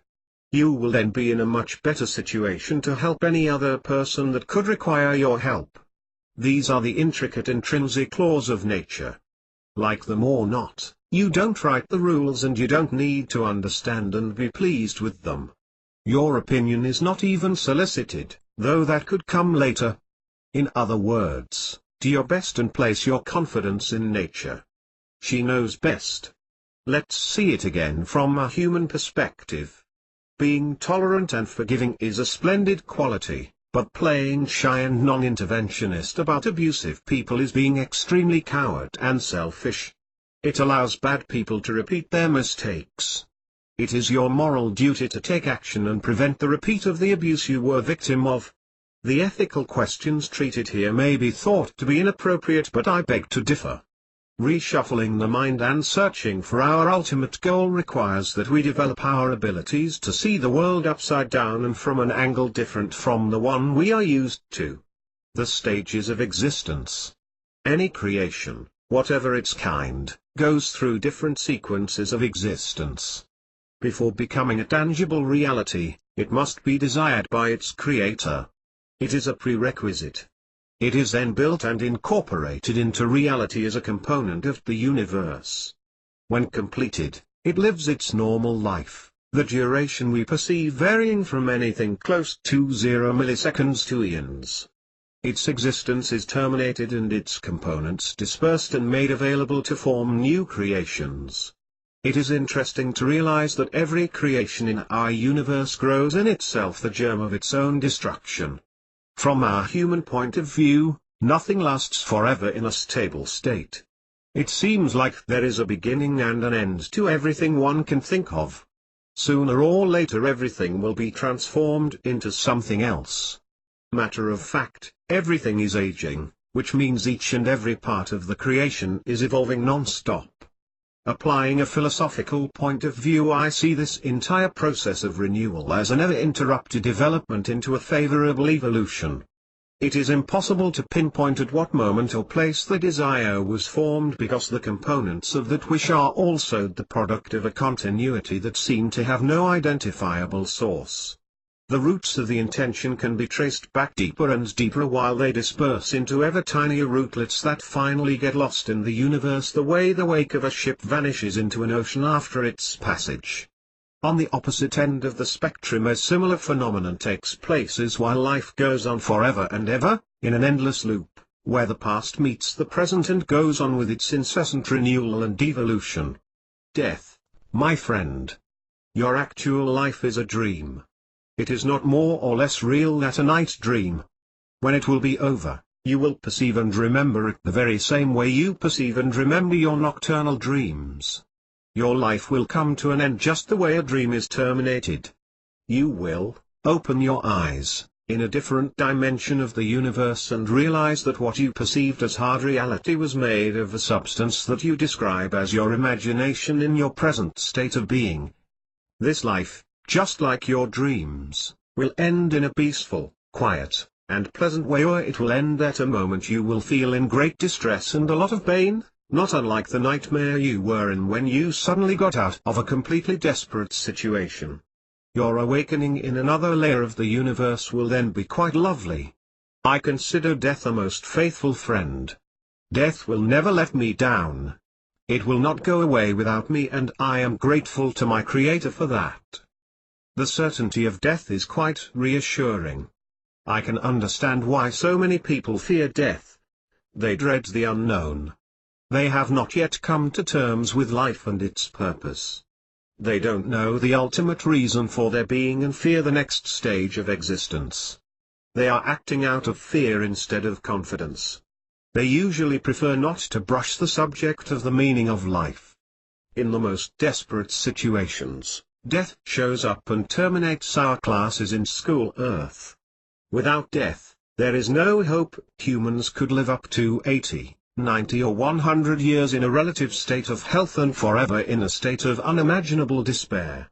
Our Creator has been good to us. He has devised means to end the human experience. This automatic mechanism will take us to another dimension of the universe, where we will be promoted to higher functions. The event should surprise nobody. It is just the familiar process of evolution. Remember, nothing is created and nothing is lost in the universe. Life is tough on us. But whatever the difficulties, we are assured that it will come to pass. Life can be seen as an isolated isle where humans are trapped in, but at least we know that death will ultimately come and save us. Suicide, the convenient exit. Suicide is a generous option, another great gift of God. Man has not invented suicide. It is an option provided by the Creator should the situation become unbearable. The Master has provided human beings with an emergency exit for us to break out of desperate situations. To use it or not is your choice and nobody else's business. Suicide can be imagined as an emergency return to the cruising ship for those who got in real difficulties during their excursion on Earth. Religious people preach against suicide, declaring it a sin. Yet, they will also tell you that God is generous, that He will forgive you all your sins. These arguments are self-contradictory in many ways. If paradise comes after death, why do they try to prevent you from reaching it as soon as possible? They talk about God's unlimited generosity and forgiveness, but they fear Him, and dread His punishments should they fail Him in some way. These stands are inconsistent. I say, forget about religions, and forget about the right-thinking people who intend to deprive you of your freedom and free will. This is your life, and nobody has the right to interfere and tell you what to think and do. Had the Creator not wanted this option to exist, it would not have been made available to us. If the option of suicide is the Creator's doing, also incorporated in our nature are the rules concerning its use. Humans know instinctively that this exit must be used only as a last resort under unbearable circumstances. So, I'm not, in fact, advocating that suicide should be considered lightly. It is the very last resort. My opinion, however, is that it is not a sin, and no human will suffer punishment for using an option granted by the Master's own will. However, offering help to a person bent on suicide is a very generous act that I fully support and encourage. To those who will certainly disagree with my views on suicide, I say this: don't tell me that life is worth living under any conditions. You know nothing about the situation. You don't know the destiny that governs this person. You don't know if she has completed her studies in this world, or the reasons or circumstances she is operating in. You don't know if it isn't God who wants it this way, because should this be against His plan, He has the power to prevent it. Let's express the rule governing the proper use of the option of suicide. It is to be used only under extreme circumstances. There can be no training for this one, and there will be no retry. Suicide is a serious matter, but all humans know that instinctively. Understanding the metamorphosis of reality. Understanding the notion of metamorphosis of reality is difficult for a majority of people. I will reduce it to a very simple example. While composing text on my computer, I create a reality, the text itself. When it comes to a second draft, I can treat it in several ways. Change it and keep all former versions available for recall, or I can delete, replace, and save the corrections, crushing the former text and replacing it with the newly created one. What is erased is gone forever, irretrievable. It is the same with our lives. It is possible for us to change and remember the past. It is also possible to go much deeper, pop up in a new reality, erasing the past without a trace of memory. This is realized mainly when the past reality would be incompatible with the new one. In our world, we manage the computer, but at the universe's level, man is more like a sentence in a text than the writer and operator of the machine. Modifying a life is like adding a bucket of water into an ocean. As soon as it is done, the whole ocean consumes the alteration and the pail of water just added loses its former condition forever. Within its field of authority, the potential for change in a person's life is without boundaries. Yet a number of conditions have to be met for a dream to become a reality. No alteration will ever take place without a reason to be. Let me tell you the short story of the pop star Celine Dion, who is an inspiration for French-speaking Canadians and a lot of other people all around the world. To the Quebecers, she is Celine, and most have the feeling that they know her personally. Why is that so? The answers lie in Celine's traits of personalities. Mrs. Dion is a genuine, generous, friendly and nice person.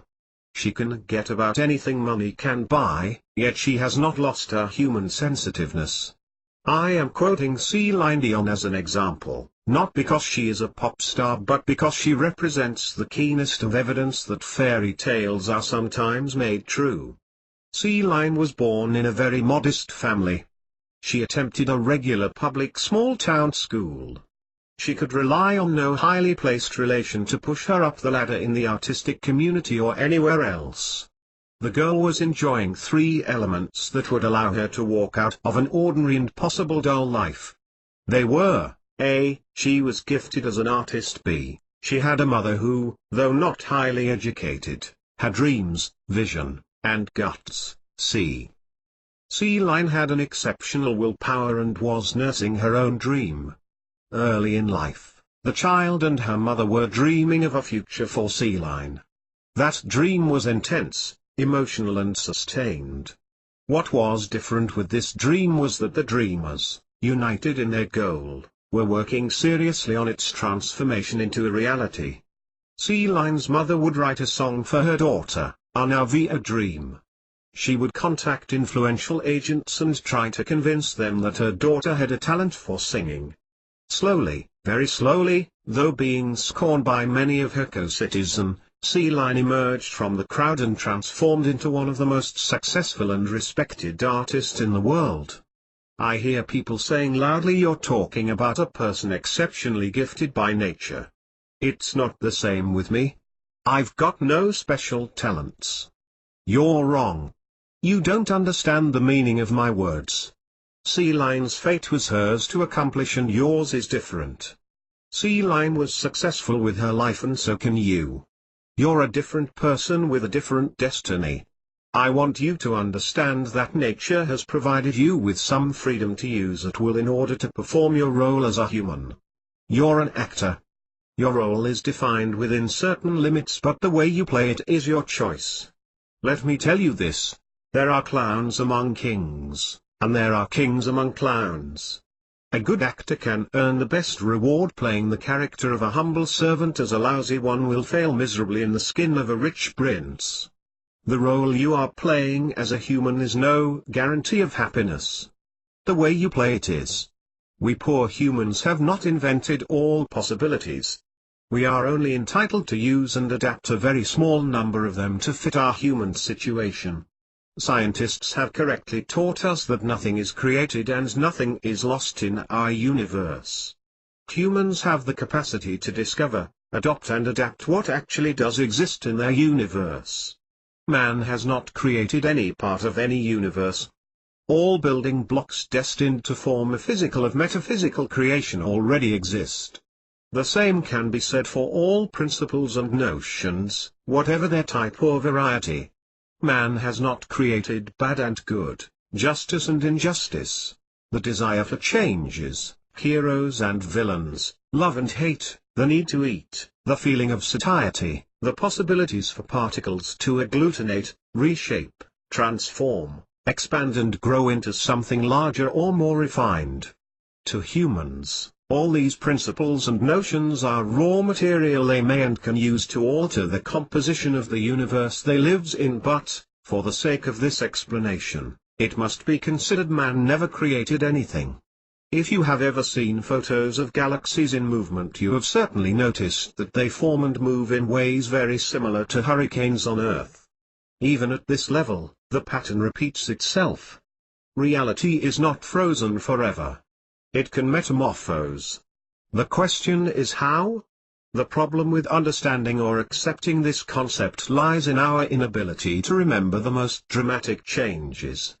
Man can see through polished clear glass, but he cannot see through most other solid matter. The existence of the possibility of substituting a reality for another is certainly difficult to grasp, but is in fact highly plausible for people trained in the metaphysical fields. But for a few geniuses, one doesn't become a great musician without devoting a lot of efforts and sacrifices to the profession. Scientists are the only ones who know for sure that neutrinos are a reality. We place our confidence in them. Only a few amid us hold some evidence that reality can be changed. Trust me on this one. It's a fact. Time has come to revert to this actual reality that is yours. You have created your reality, you are responsible for your current situation, good or bad. Your perception of your environment is also your own creation. You have the capacity to design for yourself a new reality, change everything you want to. All this is part or playing your role in the theater of humanity. You are justified in being skeptical. So far, you have just been told, over and over, that you should declare yourself satisfied with your condition. I tell you, change only what you want to improve and disregard what you hear from others. They only represent the mirror of your own being. You hear through them what your subconscious wants you to hear. What you need to do now is exert more influence on your subconscious mind. Elastic time. The notion of time I refer to here is a concept that is different of the mechanic of clocks. Humans cannot measure it because it has the capacity to expand and retract according to one's unique situation. The idea that time is expansible and contractible is overwhelming. Albert Einstein was the scientist/physicist who shocked the whole world, including the entire scientific community, with his theory of general relativity. Einstein discovered that time and space are, or is, not linear but curved. More recently, prominent scientists have gone further, offering evidence that space and time were finite, that there was a beginning of time and there will be an end. The theory is valid for our universe. How is it that time had a beginning and will have an end? It is inconceivable. What was there before and what will there be after? Nothing? Before that time there was no time, and afterward, there will be no present, no past and no future. This is a scientific theory, supported by scientific observations and evidences. Time and space form one unique dimension. They are not only related, they are also curved. Starting at point zero, after expanding and contracting, they will terminate their existence together and simply vanish. At that moment, space and time will cease to exist. Mind-boggling, isn't it? The theory of relativity could be right, but it is my firm opinion that it doesn't tell the whole story. My conviction is that time is a creation that is born out of others to serve a definite purpose. When it will have completed its role, it will be recycled into something else. Scientists considering the phenomenon from this limited angle can rightly come to the conclusion that the space-time notion is finite. I still sustain that it is impossible for us to learn where the universe comes from, what it is made of, and what entity created it, but to affirm that it represents a continuum.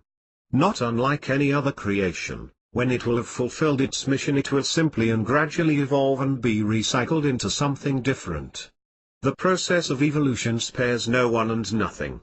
Time is subject to its fate just as stars and just as human beings are. However, the last word has not been spoken yet, and that moment is far into the future as humans perceive it. My own observation of time has made me believe that time is not the same for everyone. Forget your clock. Time is expansible, contractible, and molds to every person and every situation independently. Time is perception rather than reality. Every independent organism treats time differently. We know that happiness is a state of mind, that the same event can make one happy and the other miserable. So is time, a flexible and adaptable personal perception. Once more, the notion is difficult to master but no more shocking than the concept of finite time and space. If asked to explain, scientists would probably say, time expands or contracts according to a number of physical factors in a defined situation. Time varies with conditions, and so, a clock running during the Big Bang that created this universe would not show the same result as one running on the criteria of this era. In fact, no scientist can fully explain the phenomenon, and neither can I. However, we can affirm with certainty that our universe was born from a creation the size of a playing ball, where time and space were quite different from what we now experience. If we follow this line of reasoning, we have to conclude that, at a certain point in the past, there was no time, no space, no energy, and no substance, which leads us to an irresolvable moot point. Such reasoning takes us back to the question of reality. Is reality the same for everybody? The answer to this question is a resounding no. What I perceive as reality is unique to me. The same goes with time. My perception of time is different from anyone else's. Clocks are based on repetitive events but cannot register the flexibility integrated within the notion of time. Time is personal. It is flexible and varies according to various situations and emotions. Reality is also a perception absolutely unique to any living type of creation. Consider this: of the billions and billions of snowflakes falling each year, no two are the same. Each and every snowflake is unique. I'll go further and say that all elements composing that unique snowflake are also unique, none being the faithful replica of any other. There are billions of people and animals on Earth, and no two of them are absolutely alike. Each of us is unique. I'm also sure that each and every one of our components, even the smallest, differentiates itself from any other. All clocks on Earth do register the same time, which is a convention based on the revolution of our planet around the sun day. This measure of time is like measuring physical resistance and resiliency by counting the number of steps a man takes in a period of time, without taking into account many other factors like weight, slope, gravity, wind, fatigue, the resistance of the ground, and so on. The time I refer to is like a rubber band, expansible and contractible, but when you let it go after use, it returns to its original shape and length. Older people will tell you that time goes by at a variable pace. Its duration feels longer or shorter at different periods in the course of their lives. As a rule, at young ages, time is stretched, while it shrinks in old age. If they're particularly happy, the elderly feel time pass quickly. Under conditions of restraint, disease and suffering, it seems to last forever. The elasticity of time is comparable to the plasticity of reality. From one universe to another, wormholes. A few years ago, while reading various articles on the subject of the universe, I was astounded to learn that a number of prominent physicists were talking freely of some of their most unusual theories about the reality of universe. I was most impressed with what Stephen Hawking, described by some as the most prominent genius of this world, had to say, at the time, about wormholes. Wormholes, if we would ever deliberately use them, would allow us to travel from one universe to another, location, time and distance as we imagine them becoming totally irrelevant. Such a possibility is very much associated with my own uninformed theory and affirmation that reality, if not necessarily constant and frozen, I venture in an area that has not been evoked by Mr. Hawking when I declare that it is possible for us to alter the current reality using the power of our mind and brain. Personal experiences lead me to believe that the phenomenon is not only possible but that we realize it on a regular basis, in one way or another, without being conscious of the fact. All is left for us to do is to learn to create it on purpose. We human beings are all in quest of happiness. This propensity is natural, for happiness is our ultimate existential goal. If you change your perception of a situation and this can make you happy, wouldn't you be thoroughly pleased with it? The answer is obvious. To achieve such a state and discover happiness, one must understand that what he perceives to be someone else's realities may very well be his own, and only that. A difficult concept for you to digest? Not if you work on it for a while. Do not place your sentiments on the back burner, this would lead you to a dead end. Merely try and understand that your reality could be quite different from what others perceive. Before going further, I invite you to read what physicists have to say about matter and antimatter particles. You will learn that for each particle of matter there is an antimatter one. Whenever one comes in contact with the other, they annihilate themselves. These are not wacky new theories by weirdos. These particles were first detected in 1932. Let me state an incredible fact about our universe: it is made of two groups of elements.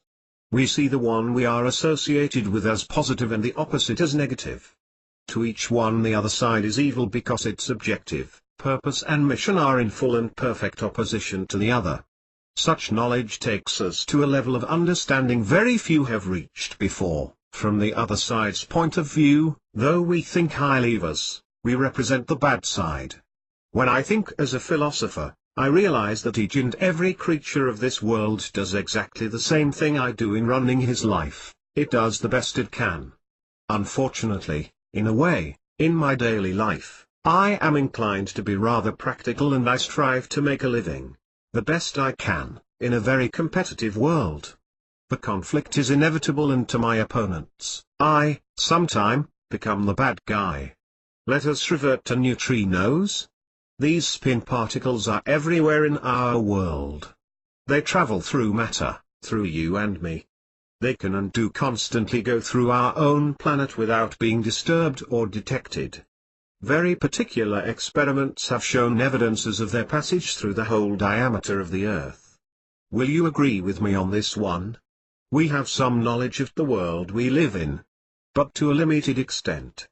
There is nothing to be surprised about by the possibilities our universe can offer us. According to physicists, your skin, your brain, the neutrons, the minerals, the gases, the stars, are all built with the very same building block, the quark. And that particle, what is it made of? Where does it come from? What intelligence makes it a reality? Now close your eyes and try to perceive what you are part of. Our universe is absolutely wonderful and startling. So is your life. So is the potential of your mind. Travel from one universe to another. Quit the negative side of existence and transport yourself to the brighter area of a universe that exists at exactly the same place and moment where you are. That is, go from one somber reality to a sunny one. Both are located within your mind. 87. The reality of your life is not fixed forever. The concept of malleable reality is really the cornerstone of any new structure that you want to build in replacement of any present reality you wish to replace with a more pleasant one. If you cannot dream, imagine, and plan a substitute, you will remain imprisoned in the present one for lack of real desire to really improve your situation. If you have no dream and no plan about building a new house, you will remain trapped in the old one because, at the level of the mind, trading or buying is not an acceptable option. To your subconscious mind, which is the entity that holds the power to create new conditions of life for you, the absence of a strong, sustained, and clearly imagined wish is equivalent to the acceptance of the present situation. Daydreams are made of a substance that requires working over, to be shaped and fixed willingly if one wishes them to transform into something more tangible to be incorporated into a daily life. Life's reality dreams already have a more stable form, but the substance is malleable and can be altered in many ways.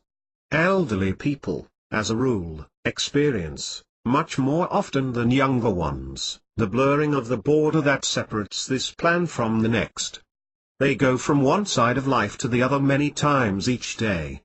Walking closer to the end of one's life, quite often, also means living closer to the dividing line and crossing it more and more often, almost as if one had to get used to his future abode in preparation for a moving that will inevitably come. It is my opinion that we are, down here, to learn and experience situations that we are not always comfortable with. It is obvious to me that our human condition is elastic, ephemeral and elusive. We are given some leeway in the homework we must create. We have some flexibility in the type of experiences we must live through. See yourself as a good student who is willing to go beyond his basic assignment. Your teacher, far from being displeased, would encourage and support your initiative. If you have this desire to go beyond the basic lessons of life, by all means, proceed with your own selection of alternative experience. That is very appealing. You can work on topics and matters of our choice. You can go through the required courses at fast speed and dive into those subjects you have a strong attraction for. What will be your choice? Will you aim at a notch above your current position, or will you prefer a static base? In response to a great curiosity I made it my choice to try to improve my whole organism, body and mind. It worked and is still working. Never in my life I felt better, never I felt happier. I have and I am still enriching my life. I feel good, I feel well, I feel as happy as I can be on earth while coming ever closer to a perfect state of harmony with nature. A human life may be a long corridor of opportunities, but even the fences limiting our action are expandable. One is permitted to push them further, widen the field of activities he intends to explore and conduct new enriching experiments. Our human condition can be improved either by ourselves or by a third party. You could wait for someone to catch a fish and give it to you, or you could learn to fish by yourself. Selecting the first option could alleviate your burden for a very short while. Learning how to improve your condition permanently will help you grow dramatically. If you are of the first type, your future is doomed. If you find yourself in the second lot and have the will, the courage and the guts, try the PPW way. Very early in the process, you will reap the benefit of this new way of thinking and acting. You will acquire the capacity to reshape the negative aspects of your reality and make them acceptable and enriching at the same time. Creating a richer daily life for yourself. It is now up to you. Are there realities in your life that you wish to get rid of? There are possibilities here. One thing most people don't realize when a change in reality takes place is that the former reality is usually erased. Unless you have reached a rather high state of awareness of the spiritual world, you will not be conscious of the change and nobody else will notice.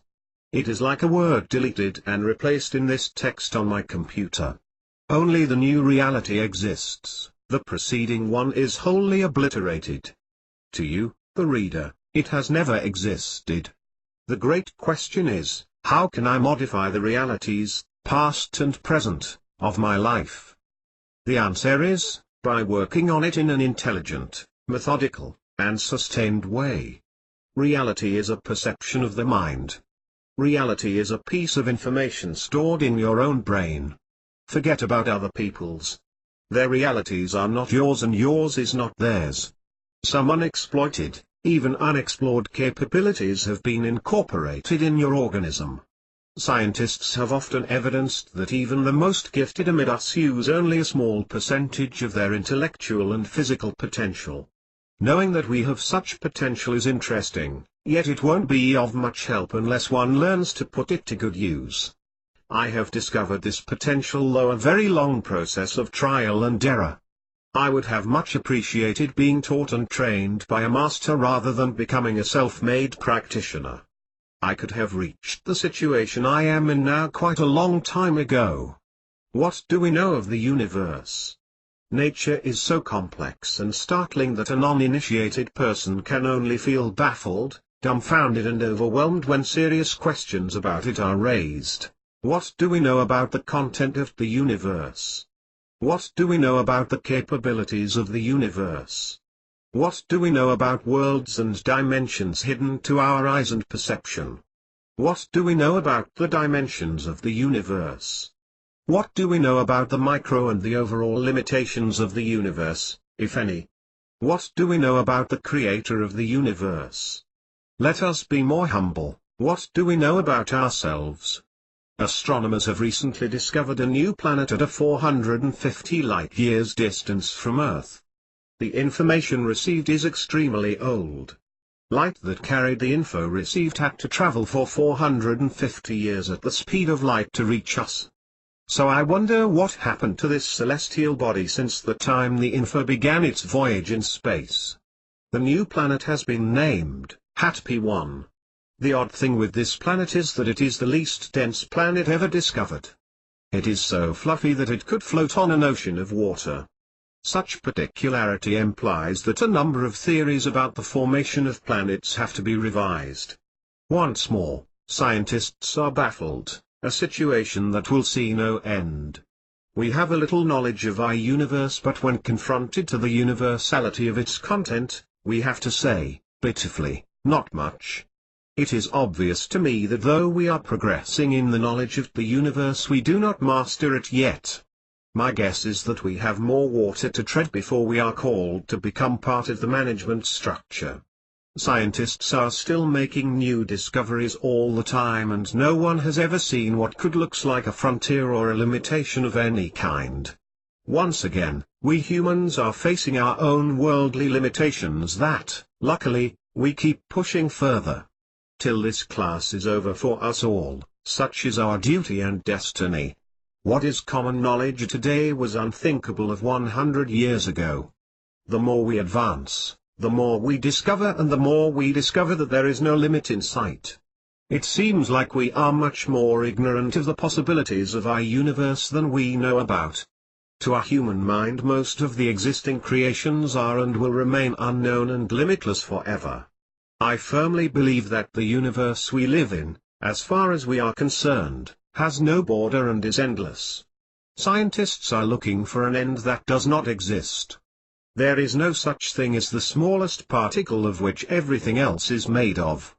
There is no such thing as the most complex organism or system in our whole universe. These notions have to be replaced by the idea of a continuum. There is no beginning and no end. We can now conclude that nothing is impossible. Some have rather limited capabilities in some areas while others can accomplish much more. One can already see that every human has his own reality, this one being different from any other. Your inside and outside intelligences. Here I will allow myself to be personal about you.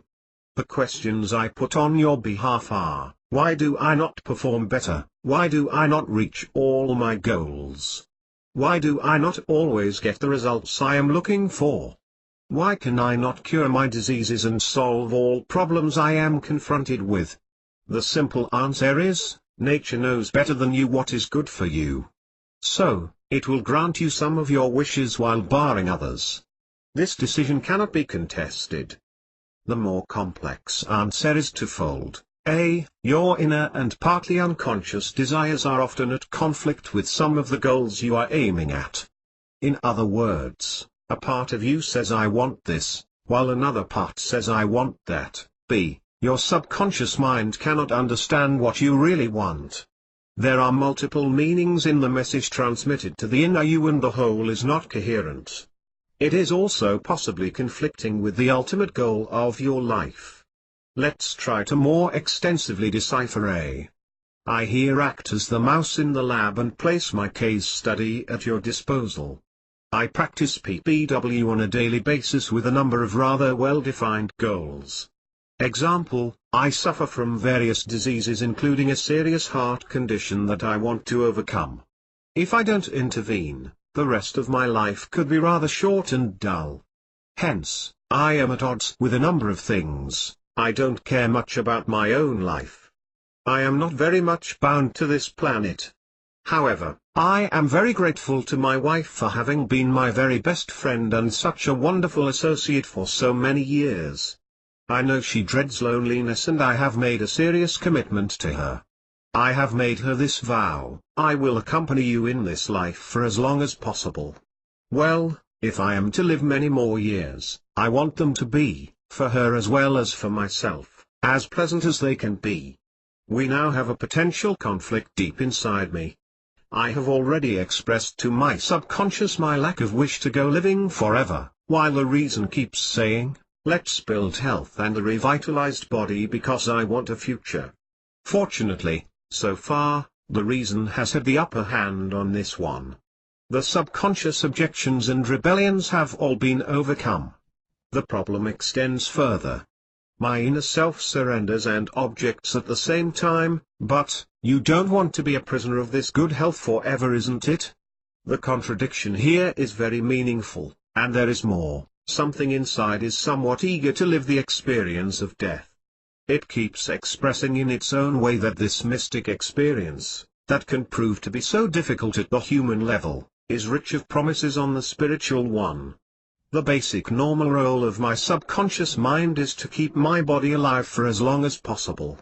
My inner mate seems to tell me that, in the past, I insisted for a reprogramming allowing that it ends its task earlier. I feel no propensity for suicide as a way out. My desires are obviously conflicting and this prevents me from fully benefiting from everything I could get from PPW. However, I am not willing to let go of my objectives yet. So far I have coped. Isn't life a perpetual conflict, anyway? Those appalled by my views on life should revisit the preceding pages of this book. And now B. Under certain circumstances, exchanging messages with your subconscious intelligence can prove an uneasy task. I will compare this to a conversation with an animal.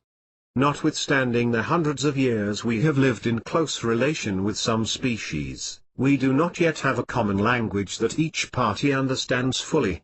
To such comment one could add that it is the same with humans. We establish a form of communication with animals through words, tones, moves, attitudes, signs, body language, habits and so on. The more you work with an animal, the more you standardize your codes of communication, the more you understand each other. Use similar elements and the same ways to communicate efficiently with your inner self. If you are unpredictable, the meeting of minds will not be reached easily. I here remind you that a human being is only one of the numerous species in the animal world. At this point you have surely realized that your conscious and your unconscious intelligences do not always use the same code of communications. Quite understandable. If they were the same, one would have been a spare. Your different intelligences are meant for different purposes. A different program or set of codes is used by each of them. They remember me of a financier chatting with a doctor in medicine, each one using his own jargon. Neither being fluent in the language used by the other party, they may have problems understanding each other. You dog or cat will never be fluent in humanese, nor will you ever fully understand your pet's language. How efficient your communication will be depends largely on how much you work on it. Getting friendly with your unconscious intelligence is just like getting friendly with your pet. The potential exists with some limitations.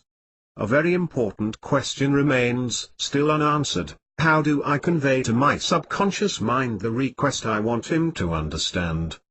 The answer is, be imaginative, be understanding, and be patient. Present your desire to your inner body in a way similar to the one you would use to communicate with your pet, if you have one, or to a foreigner who do not fluently understand your language if you don't. You have to find a way to strike the imagination while suiting both sides of your personality. Some of us can easily accommodate of common formulas while others have to elaborate their own. If you want your requests to your subconscious counterpart to be turned into reality, the information contained in the above paragraph is not to be forgotten. In Book A, I will elaborate extensively on the subject of communication. My opinion to the effect that the mind can influence, even shape, the brain is shared by a number of scientists who have conducted numerous experiments in the field. They came to the same conclusion I reached as to the conditions that have to be met in order to transform a desire into a reality. One must keep focusing on the intention. The visualization of the new reality to be must be sustained for periods long enough to grow roots in the brain and starts the process of growing new physical structures in your gray and white matter. There is more, however, and the topic will be covered. The waves. The learning of a skill, the development of an aptitude as well as the evolving of an individual progress in a pattern similar to waves. The sea is extremely powerful and nothing can contain its fury when the storm breaks out. Yet its power manifests itself in waves. It operates in crests and troughs. It dashes ahead, recedes, and resumes the same pattern tirelessly. Human progression is usually achieved with similar movements. We have moments of success that are achieved rather quickly. We become elated with our condition. Everything is going well. Then comes the inevitable trough where men are separated from the boys. The weaklings give up while the brave, far from surrendering, just fight harder. Save for a few, humans tend to improve through high and lows. You know it will come. Keep help and keep fighting, even harder if you can. You will be rewarded, for nature leaves no efforts unrecognized. The possibilities of time travel. The most reputed of our scientists are still debating the possibility of time travel. Many are of the opinion that we should not discard such theory. It doesn't seem on the verge of realization, and so far we have seen nobody from a faraway past or the future. The notion hides two possibilities that, to my knowledge, have never been expressed before. 1. If our future has been changed by entities from the future, all we see is the new future. This future could be modified as many times as these intelligences would keep traveling back to our past or present. 2. The reality we perceive can be modified at will, this new reality totally eclipsing the former one. Such a notion brings about the idea that there could be no past and no future. These human perceptions then becoming void of real meaning, our past could be our future and vice versa. The situations I just evoked are not as preposterous as they seem at first glance. For many hours each day we dream of events and situations that have no consequences in our state of wakefulness. Most of them are totally forgotten even before we switch back to awareness. If, according to some time-space theorizers, it is possible to live back our lives or parts of it, it also becomes possible to modify these parts, erase the errors we have made and replace them with more noble and glorious achievements. Of course, according to the same notion, one can see his future. If the future and the past can be confounded, it could mean that time is a notion very different than what we, humans, perceive. I'm not as sure as I was in my younger days that my past life must be considered as seriously as I did. What I considered a frozen reality could very well be improved in the future. In the process, all my mistakes would be corrected and replaced with more gratifying stuff. One interesting point in the notion of time travel is that it creates for us the possibility of correcting our errors of the past while projecting the new reality in the future. The idea is consistent with the view that life is a learning process. According to Stephen Hawking, this learned English I mentioned previously, the subject should be discussed without their debaters being exposed to scorn. The idea I just exposed may seem a serious contradiction of the theory that everything is subject to evolution, but as semantic trap is no reason to discard any idea that contributes to our education and evolution. The network mind. Could the human mind be connected to a higher intelligence that is sending its commands wirelessly? Are human minds receiving messages from superior intelligence entities? Do we all have in our brain or mind a voice/text mailbox that is operating so silently that we do not perceive it? We don't know for sure, but it looks like a very good explanation to some of the following questions. Where do our thoughts come from? How are our ideas generated? Who is the creator of life that is capable of reproducing itself while developing and improving?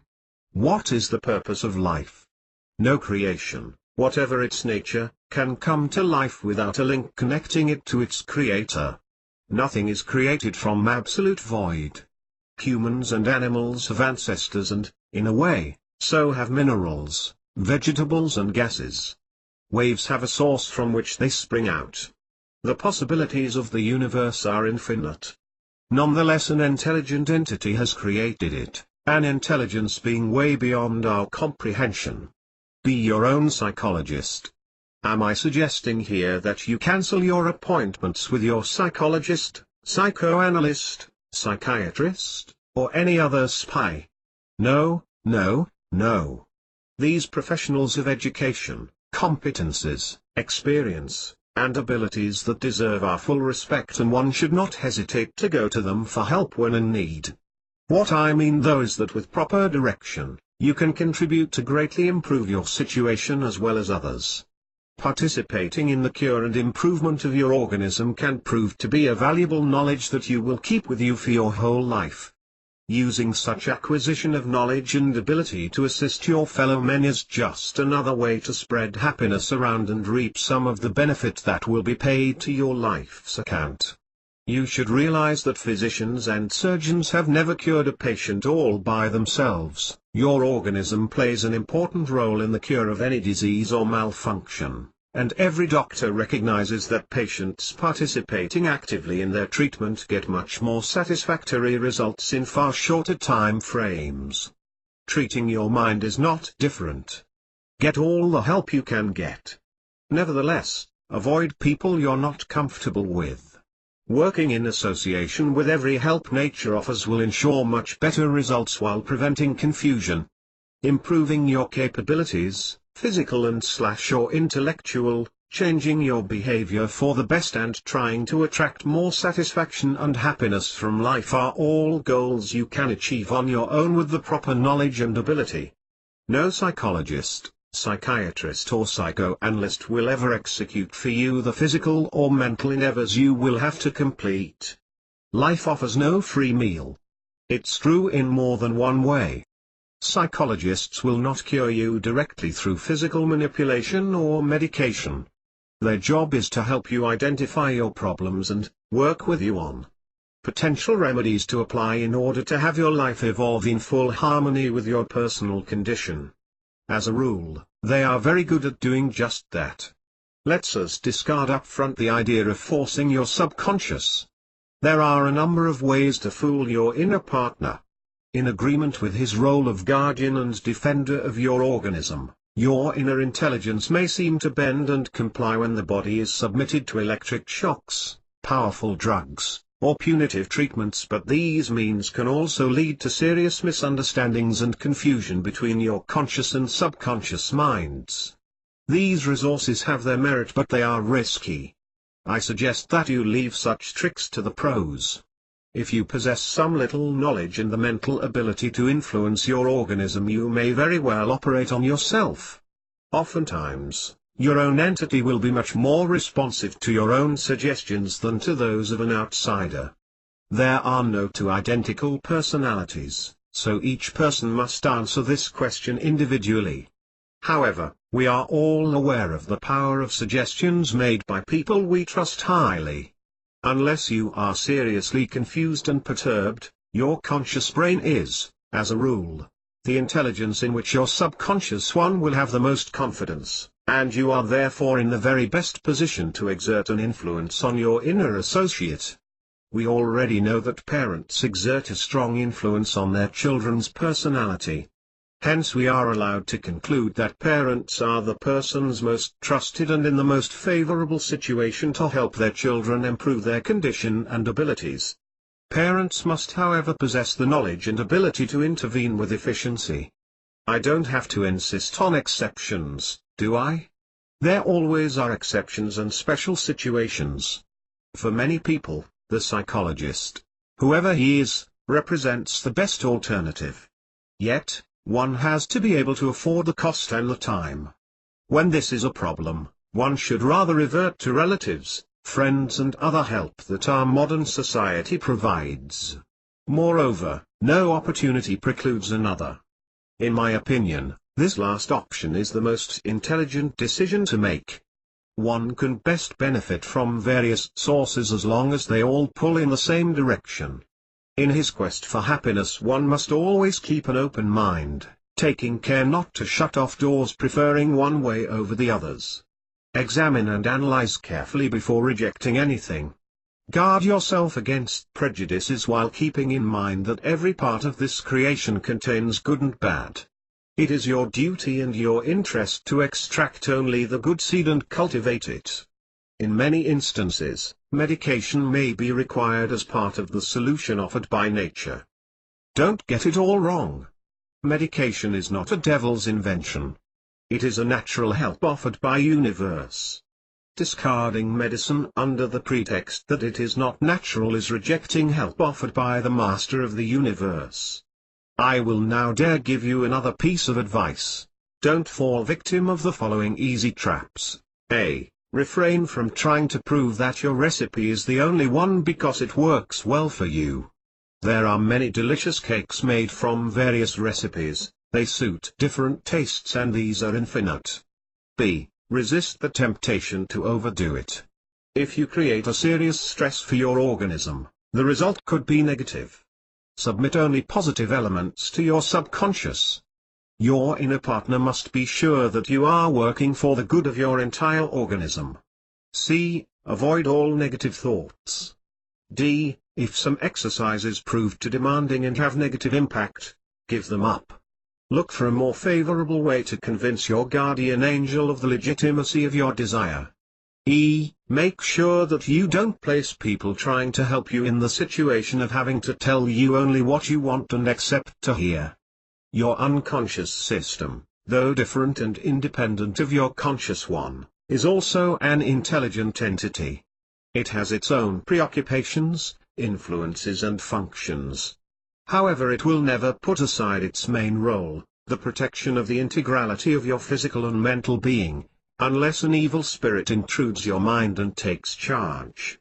This system is at your service. It has been created and programmed to protect your organism of all attacks, including your conscious mind. Fully playing its role of protector, your subconscious intelligence is particularly sensitive to all material you transmit to it. Psychologists and psychiatrists are very knowledgeable and competent. Unfortunately, their science isn't an exact one. They cannot prescribe a medication that will solve all your problems within 2 days because it simply doesn't exist. Their success depends on their patients, who often, quite unwillingly, misinform them, even mislead them. It makes sense, doesn't it? If the person consulting a psychologist had been capable of correctly identifying her problems and its causes, most of the time, she would not need professional services.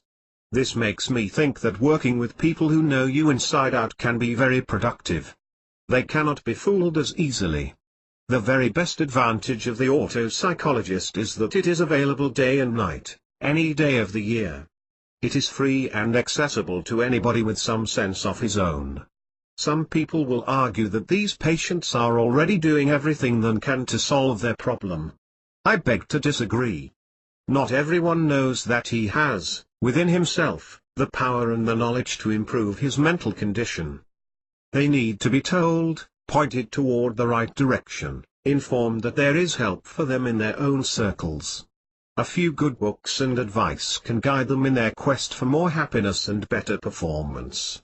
Very serious studies have demonstrated that one can improve his muscle strength by 15% with daily exercise of mental imagery without any physical exercise. Imagine what you can do by combining physical and mental exercises. Reinforcing the mental using the physical and vice versa does make sense. You can tap the source at will. You can use imagery any moment of the day, for any duration and in any situation. Offering and providing help to others has a double benefit. While you work with others, you learn more than you teach and receive more than you give. This is, for sure, the very best ways to gain happiness. The management structure. I have before likened the formation of the universe to Russian dolls. The systems being integrated one into the other under a unified commandment. Management models describe such organizations as a vertical management structure. We, poor humans, don't rank high enough in the universal management structure to even be shown the full organization chart. Therefore, we are unaware of the number, if limited, of levels under, above, inside, outside or besides us. We are trapped in our doll, and prevented from seeing beyond our little world. But for a few exceptions, and with the intention of making it look simple, we could say that a body of entities under a unified direction governs us human beings. Let's immediately clarify the word exceptions. Multiple personality individuals are victims of multiple heads or split authority management. Others are under the influence of spiritual virus that skew the normal pattern of behavior and introduce erratic conducts totally out of line and reason. These situations constitute the exceptions I was referring to. The rule is, all our components have a life of their own. We are constituted of parts organized on the same model as our whole. Our organism, as a human being, enjoys some independence and all our components benefit of the same. Yet, we operate in perfect symbiosis. One cannot be what he actually is without all others playing their roles. However, it is impossible for a human being to identify each and every piece of the systems he is composed of and describe their role. Each separate system embodies other systems, parts and components that we are obviously unaware of, and hence unable to identify and/or define. To exemplify, think of a conversation with a child who asks questions about how babies are made. Whatever your answer, he will continue with, why, how and when, until you come absolutely out of answer. Now that we know a bit more about ourselves, let's revert to our current concrete reality and see how we can use the opportunities placed at our disposal. We are managed mainly by a number of systems referring to us through the subconscious. Notwithstanding, we are at liberty to influence, if not control, some aspects of our life. We are offered the possibility of cooperating more intimately with our subconscious with the intention to improve our condition. By working more closely with our intimate partner boss, we can develop and enjoy substantial benefits by way of additional physical, intellectual and spiritual potential. Those who understand the principle and incorporate it in their lives immensely increase their chance of attaining the state of happiness we all long for. Working in harmony with one's superior offers better chances of success than otherwise. We are not alone in the universe. We are extremely tiny, yet we are important. Here on Earth, we enjoy opportunities to prove that we are capable of climbing the steps to higher management levels. Like employees in an organization, we are expected to learn, improve and perform better and better. We are not really given a choice. A higher entity has obliged us to perform or pay a heavy price for non-compliance. Disobeying or striking is no valuable option.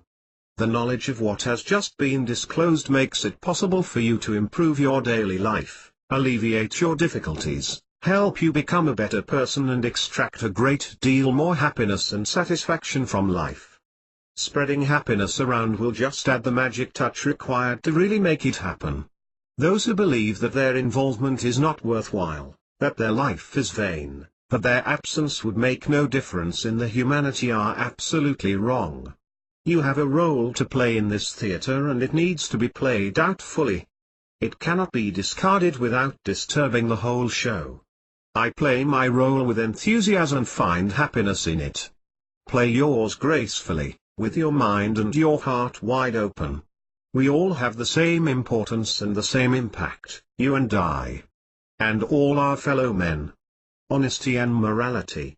If one is of the impression that he is alone in his universe and that all other creations are only accessories to allow him to carry on his life, why would he care about honesty, legitimacy, faithfulness and other such noble sentiments? The answer to this question is easy: everything you do is for your own selfish benefit. Basically one can argue, with sense, that nobody ever did anything for anybody else. Every act is in satisfaction of your own needs. Helping others has nothing to do with your generosity. For the sake of this chapter, consider yourself as perfectly selfish. You do what you do because you feel an urge to do it. You do it out of love. It's great. Love is a wonderful feeling and you want to preserve it unspoiled. It's good for you. There is no difference in doing something out of love, out of hate, out of guilt, out of vengeance, out of survival needs or for any other reason. You are acting with generosity. It's good. Don't alter your behavior. You do it in response to a need that has manifested itself into your organism. You feel an urge to do something worthy for any kind of reason. Do it. Every positive quality you develop and every positive action you perform contributes to a better life for you. Negative qualities and negative actions tend to poison your life and make you more miserable. Go for the positive choice. Let's pause and ask, why are so many good people so unhappy? The answer: some feel trapped in a state of mind they can't alter or escape. They need a serious reshuffling of the mind. Blockages must be dissolved first. The very basis on which the barriers stand must be smashed using the ideas offered in this book. Or elsewhere. People who are unhappy are trapped in the learning process. The lesson that life is teaching them is not sinking in. Unfortunately for them, life is a very strict teacher. The schoolmaster will keep you in the situation you are in until you understand the lesson, accept it and put it to good use. Acting as a very dedicated teacher, he will continue teaching the same lesson till you master it. Honesty is a great value. Nevertheless, occasions can occur where you should rather lie than tell the truth. Truth is just like reality. Your truth, placed in someone else's mind, could prove false. There is more, however. Imagine yourself, so perfectly honest, in the following situation: if you tell the truth to your friend, he will be devastated forever. He will surely go into a deep depression that will probably lead him to commit suicide. On the other hand, if you lie, there are no adverse effects. Your lying to your friend will prejudice nobody. Lying will make you feel bad, unethical, and will go against all your principles, your morality and your religion. Life is testing you. What do you do? I am absolutely sure of what I would do in such situation. I'm a very practical person confronted with a practical problem. The benefit of lying much overweighs the inconveniences of telling the truth. Though I hate lying and avoid it because it is against my nature, I would act contrary to my basic principles, morality and normal behavior. Friendship requires that I stand ready to do something that will hurt me in order to help my friend. I would feel torn and devastated for a while, but not on the long run, for I would have done what was sensible and right in the circumstances. There is a principle that supersedes all other factors in such situation. When facing a problem of this kind, I revert to my own judgment and conscience. It becomes obvious to me that the best thing to do is to refrain from saying a truth that would create so much damage, while, on the other hand, the lie I have to utter would remain without consequence. What I just so awkwardly expressed above is the basis of morality. We are imperfect learning entities. Mother Nature has created problems for us to solve. Mother Nature doesn't expect us to be perfect. She only requires that we show good judgment and act the best we can in difficult situations. You are in a position to devastate a friend or devastate yourself, or cope and make the best of a situation. Don't be shocked by my decision. I'm not violating a moral principle. I am acting in the best interests of all concerned, and that is exactly what should prevail. If you ponder the situation, you will find many occasions in life where you will be placed in a difficult situation. You will have to choose between honesty, fidelity, stubbornness, love and whatnot. The problem then is real. The master wants to know what you are ready to do in the circumstances he created specially for you. If a lie would save the life of the person you love most on earth while being convinced it would have no adverse effect on anybody else, would you express it? If the answer is no, I am not sure you can differentiate good and bad, and I beg you to devote more efforts to understand the extraordinary lesson life is trying to teach you. If you think that Mother Nature is asking you to choose between killing your child or lie because nature is only testing your understanding of your role. Do your best in life and don't expect perfection from yourself or others. Don't poison your life with trivial things. Forgive yourself and forgive others for not being perfect. You will never reach perfection on earth. For such a high goal you will have to switch to a different college. The barometer of happiness. Measure your performances in any field. How do you rate your personality? Your family life? Your overall success? Your financial evolution? Your health? Your performance at work? If you have not done it lately, the exercise is a must. It will evidence your strength and your soft spots, and most important, the characteristic you should endeavor to improve. This barometer is intended to measure your feelings by yourself. It measures your situation as per your personal standards and situation. Because it unveils your own feelings and appreciation, I consider this little test as the conclusion of your introspection and the foundation of your future.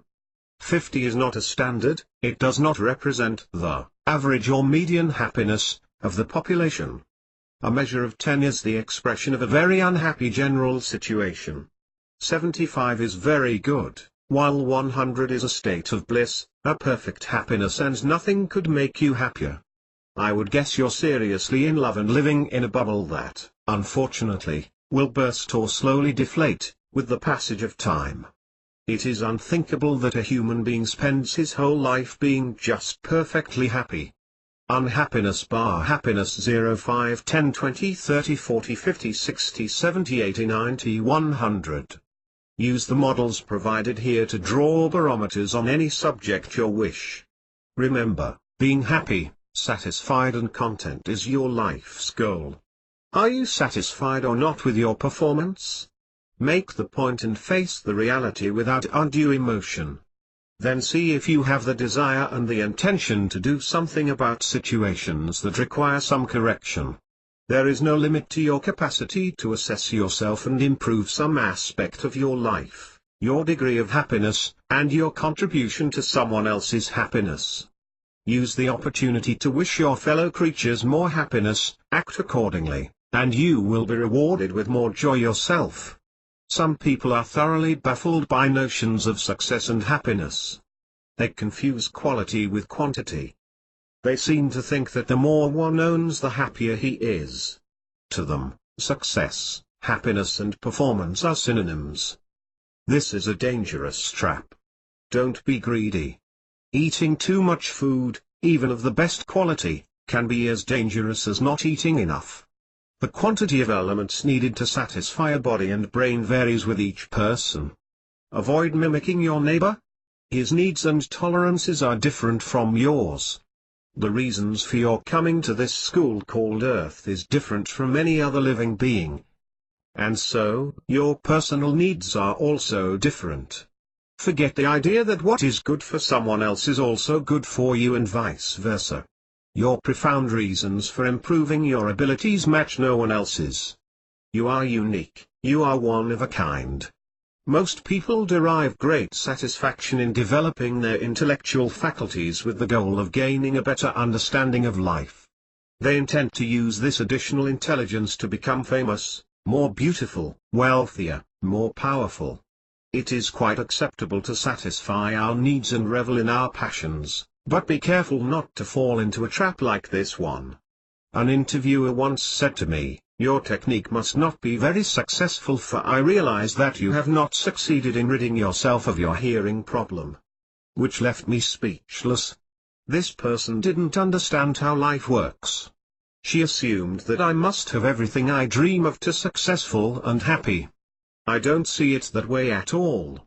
I will never get everything I long for. If it was to be otherwise, as an imperfect human, I should be totally without hope. The state of human being implies that one has limitations. Nobody can get everything he can dream of.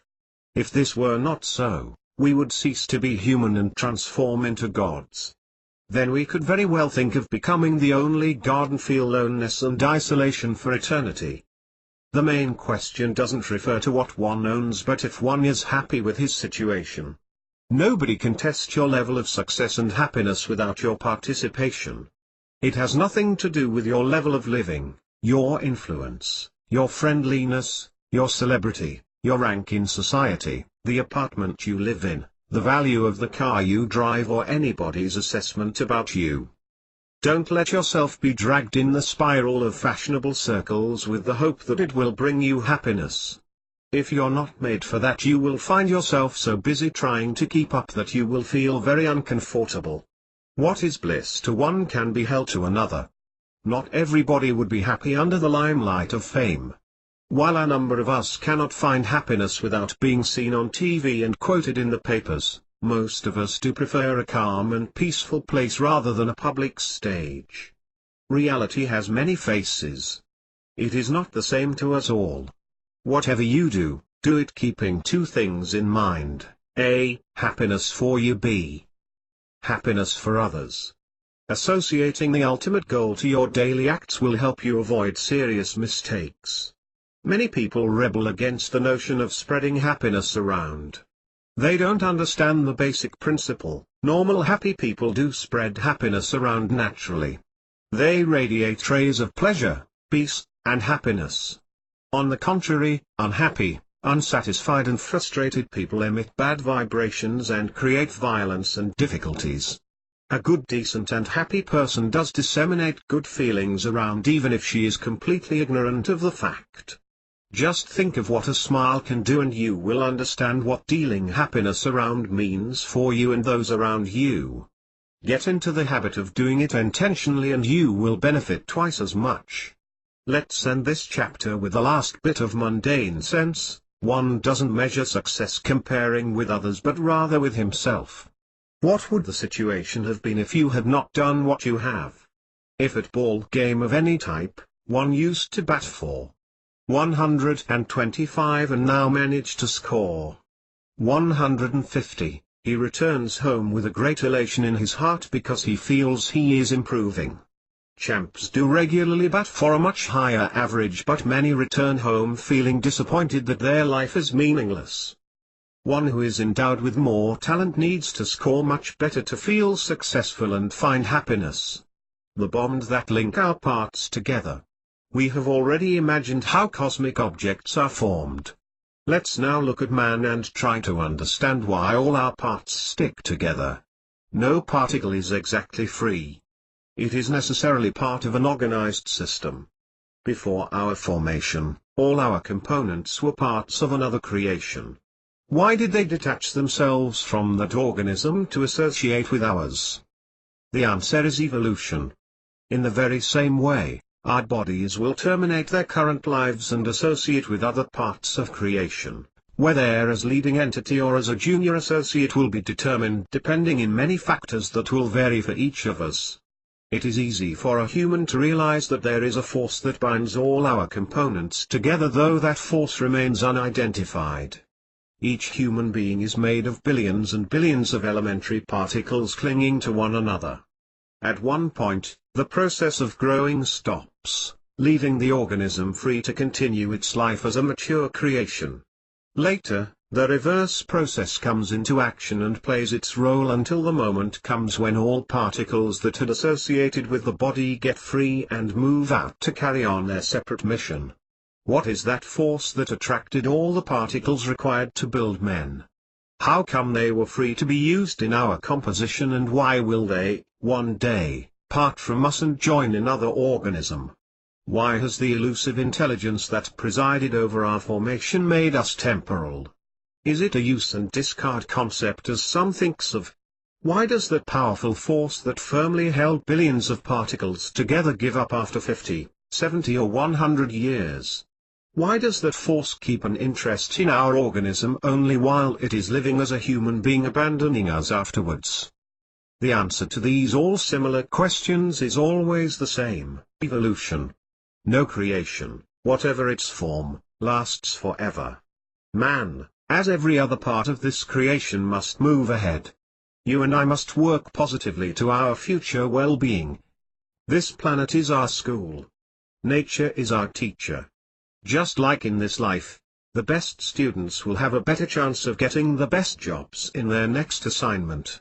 One must realize that the various systems composing this world are copies of larger systems, one inside the other, culminating only with the ultimate one, that is the universe. As any good parent, Lady Nature wants you to grow in strength, intelligence, and wisdom. However, remember the essential: this teacher of yours will never ask for more than you can give. The ultimate measure used to rate your performance refers essentially to the efforts devoted to complete your task and takes into account the talents you were afforded when you were born. Unaltered electronic-only copying and distribution for personal and non-commercial use is authorized without limitation. Formal disclaimer. I, the author of this e-book, offer no professional services to the general public or otherwise, and more specifically, no medical, psychological or any other type of services or counseling that are, by statute or otherwise, restricted to certified professionals.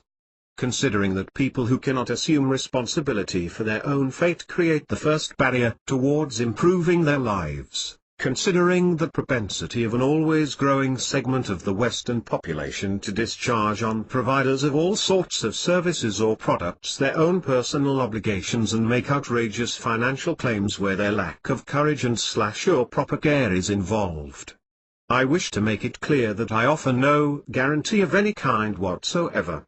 To the exception of this provision, no part or any of the texts here published can be construed as a formal declaration bearing any legal value or liability. If you are not in a position to properly evaluate the risks associated with mental or physical exercise, consult your psychologist, your psychiatrist, your doctor, your attorney at law, your accountant, the police, and anybody in a position to help you, or just ignore the existence of this work. I or anyone associated in any manner or form in this actual venture, do not guarantee any result. We assume no liabilities for lack of result, inconvenience or damage derived from our opinions or the exercises suggested. We also, individually and collectively, deny and disclaim any responsibility of any type from any potential damage you may claim arising out of any of our material opinions, recommendations, exercises or acts, unless you prove us grossly negligent, malignant or acting out of bad faith. We insist, if in doubt, consult a professional of your choice, capable of helping you sort out what is proper and or improper for you. Comments, lenberg@videotron.car. They periodically discover important characteristics they had not seen or even imagined before. Yet, there is no end in sight. On the contrary, each discovery brings up more increasingly complex information never thought of before, and new answers only open the way to more new unsolved problems. So it is with all aspects of our lives, so it is with all people in our lives, so it is with our entire environment, and so it is with your brain. Time has come for you to walk through a secret door in your life and discover why you were born on Earth as a human being, in the exact situation you are in now. The universe offers unlimited potential for innovation. Some animals have developed a highly sensitive olfactory sense. The polar bear, for instance, has a remarkable ability to smell food from miles away. Human eyes perceive objects when photons hit their eyes. Blind animals sense vibrations. There is a broad range of various ways for all forms of creations to perceive their environment. Each creation enjoys abilities that allow its survival. The gist is, there are unlimited possibilities to choose from in the universe. Use them as many opportunities to progress with your terrestrial mission. All creations of the universe emit particles, in one form or another, from the stars to the painting on the wall, from an elephant to the tiniest virus. These particles can reveal a lot about them. Most human beings seem totally unaware that they actually have the potential to retain much more of the information that is reaching them every moment of their lives. They don't even realize that their organism also emits a lot of information, under a form we usually call radiation, an emission that some much endowed people can interpret to some extent. Each and everything we do, express, or come in contact with bear our personal signature. There is no place to hide for us. The Supreme Intelligence can follow the track of our evolution anytime. All ideas, all dreams, all projects, all words, and all our realizations are automatically marked of our imprints. Some specialists have already succeeded in decoding some of them. It is now possible to identify our DNA, our fingertips, our voice, and our writing, and probably our odor. We do not only have a specific name and history, everything we are related with bear our identification. Spooky or reassuring? It is, indeed, quite reassuring. There is a purpose to such. Nothing is made in vain. It means some entity cares about us. If we are ever trapped in an absolutely desperate situation, someone will know and come to our rescue. That someone can be dispatched from this world or from one presiding over it. Pushing the limits. Researchers of the Centre de Recherche en Biologie de la Reproduction, CRBR, a Canadian University Hospital Research Centre, affirm that an ovum doesn't lose its original propriety of reproduction despite aging. Each ovum reproduced is just as efficient and has the same potential as all those that preceded. Those to come later will also be just as able. The ovum also enjoys another very interesting capacity. When interfering with cells, it resets their biological clock to zero. These cells then regain the original proprieties they had previously lost through the process of aging. Isn't this a clear demonstration that the aging process is stoppable, even reversible? Other researchers on the diabetic disease have made another scientific discovery. They have evidenced the capacity of dead cells to come to life again. Personally, convinced as I am of the incredible capacity of the human mind, I'm not surprised, for I know that this is just normal evolution for humanity. You have heard about stem cells. These now famous cells that science thought could not even exist a few years ago. They were first found only in rare human tissues, for example fetus, umbilical cord. Nowadays, scientists recognize that they are present in all human tissue. These cells have the exceptional capacity to reprogram themselves, replace and assume a new and specialized task in an injured tissue. This is just another Mind and Brain Collection, Ebook 1. Secrets of the 1001st. Complete answers to existential questions. And the meaning of life. A new brain-mind power. Lemberg, the pop philosopher. This ebook is free of charge. Invitation to distribute. You are invited to distribute this ebook freely as long as such distribution is totally free and its contents unaltered in any way. Secrets of the 1001st. The daily events of life offer a mix of feelings you can choose from to make you happy or miserable. It is just like the air you breathe, which is a mix of hot and cold air that can be separated to heat or cool your home. Smell and taste what you eat and compare with the output. Your physical body is bright enough to retain only the parts that suit it best. Time has come for your conscious intelligence to realize that good and bad dwell at the same address. A large part of your brain remains unexplored and untamed. More complex than a multispin particle, your brain must be turned inside out and upside down thousands of times before revealing its full potential. Happiness and unhappiness are two sides of the same coin, both present in every aspect of life. The question here is, how can you shun away unhappiness and make yours happiness surrounding you each day of your life?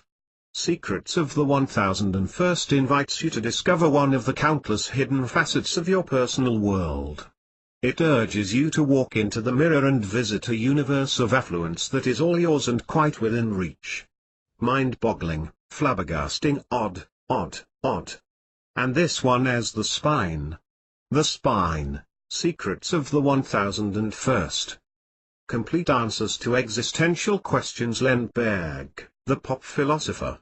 About some words and expressions used in this book. Universe. The word universe with a capital U is intended to represent the whole creation. It comprises all possible physical and non-physical elements and phenomena. The same word with a lowercase u has a more limited meaning. It usually refers to the material universe, including the humanity and excluding the mythical and spiritual aspect of creation. Nature. Nature as in nature or Mother Nature has a connotation different from the word nature without a capital first letter. God. God with a capital G usually conveys the idea of a supreme intelligent being governing all existences. Depending on the context, it can have a religious connotation or not.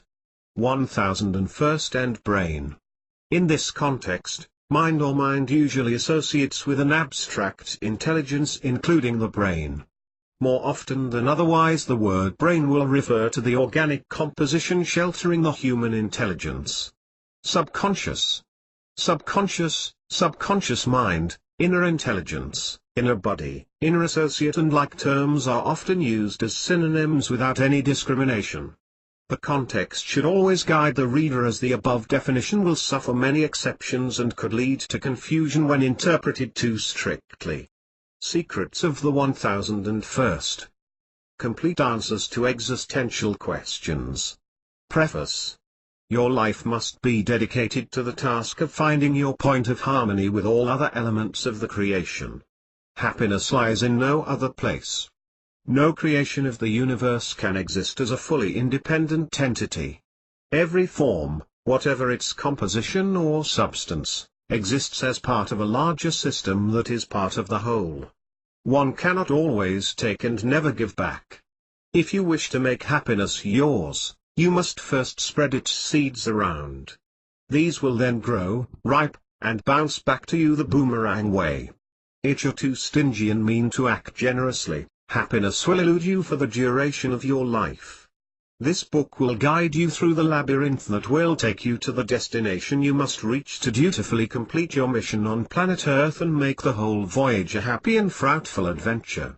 Secrets of the Mind is also used as a prerequisite to the enhancement of the mind-brain combination. The reshuffling of the mind that is proposed throughout this work will pave the way for a real physical rewirementation that we have, in ourselves, the capacity to deal with and correct the aging process. Believing has replaced denial of stem cells in the science community. Soon, researchers will learn to tame this formidable potential deeply hidden in the complexity of any living creation. Every day brings new evidences that we, human beings, are endowed with the potential to change the reality of our daily life. Using the power that has been incorporated in our organism, physical, mental, intellectual, and spiritual or whatever one chooses to name it. We can improve each and every aspect of our lives as well as those of other people, individually or collectively. Most people are totally unaware of this capacity they have, though they benefit this process on a continuous basis, without their conscious participation.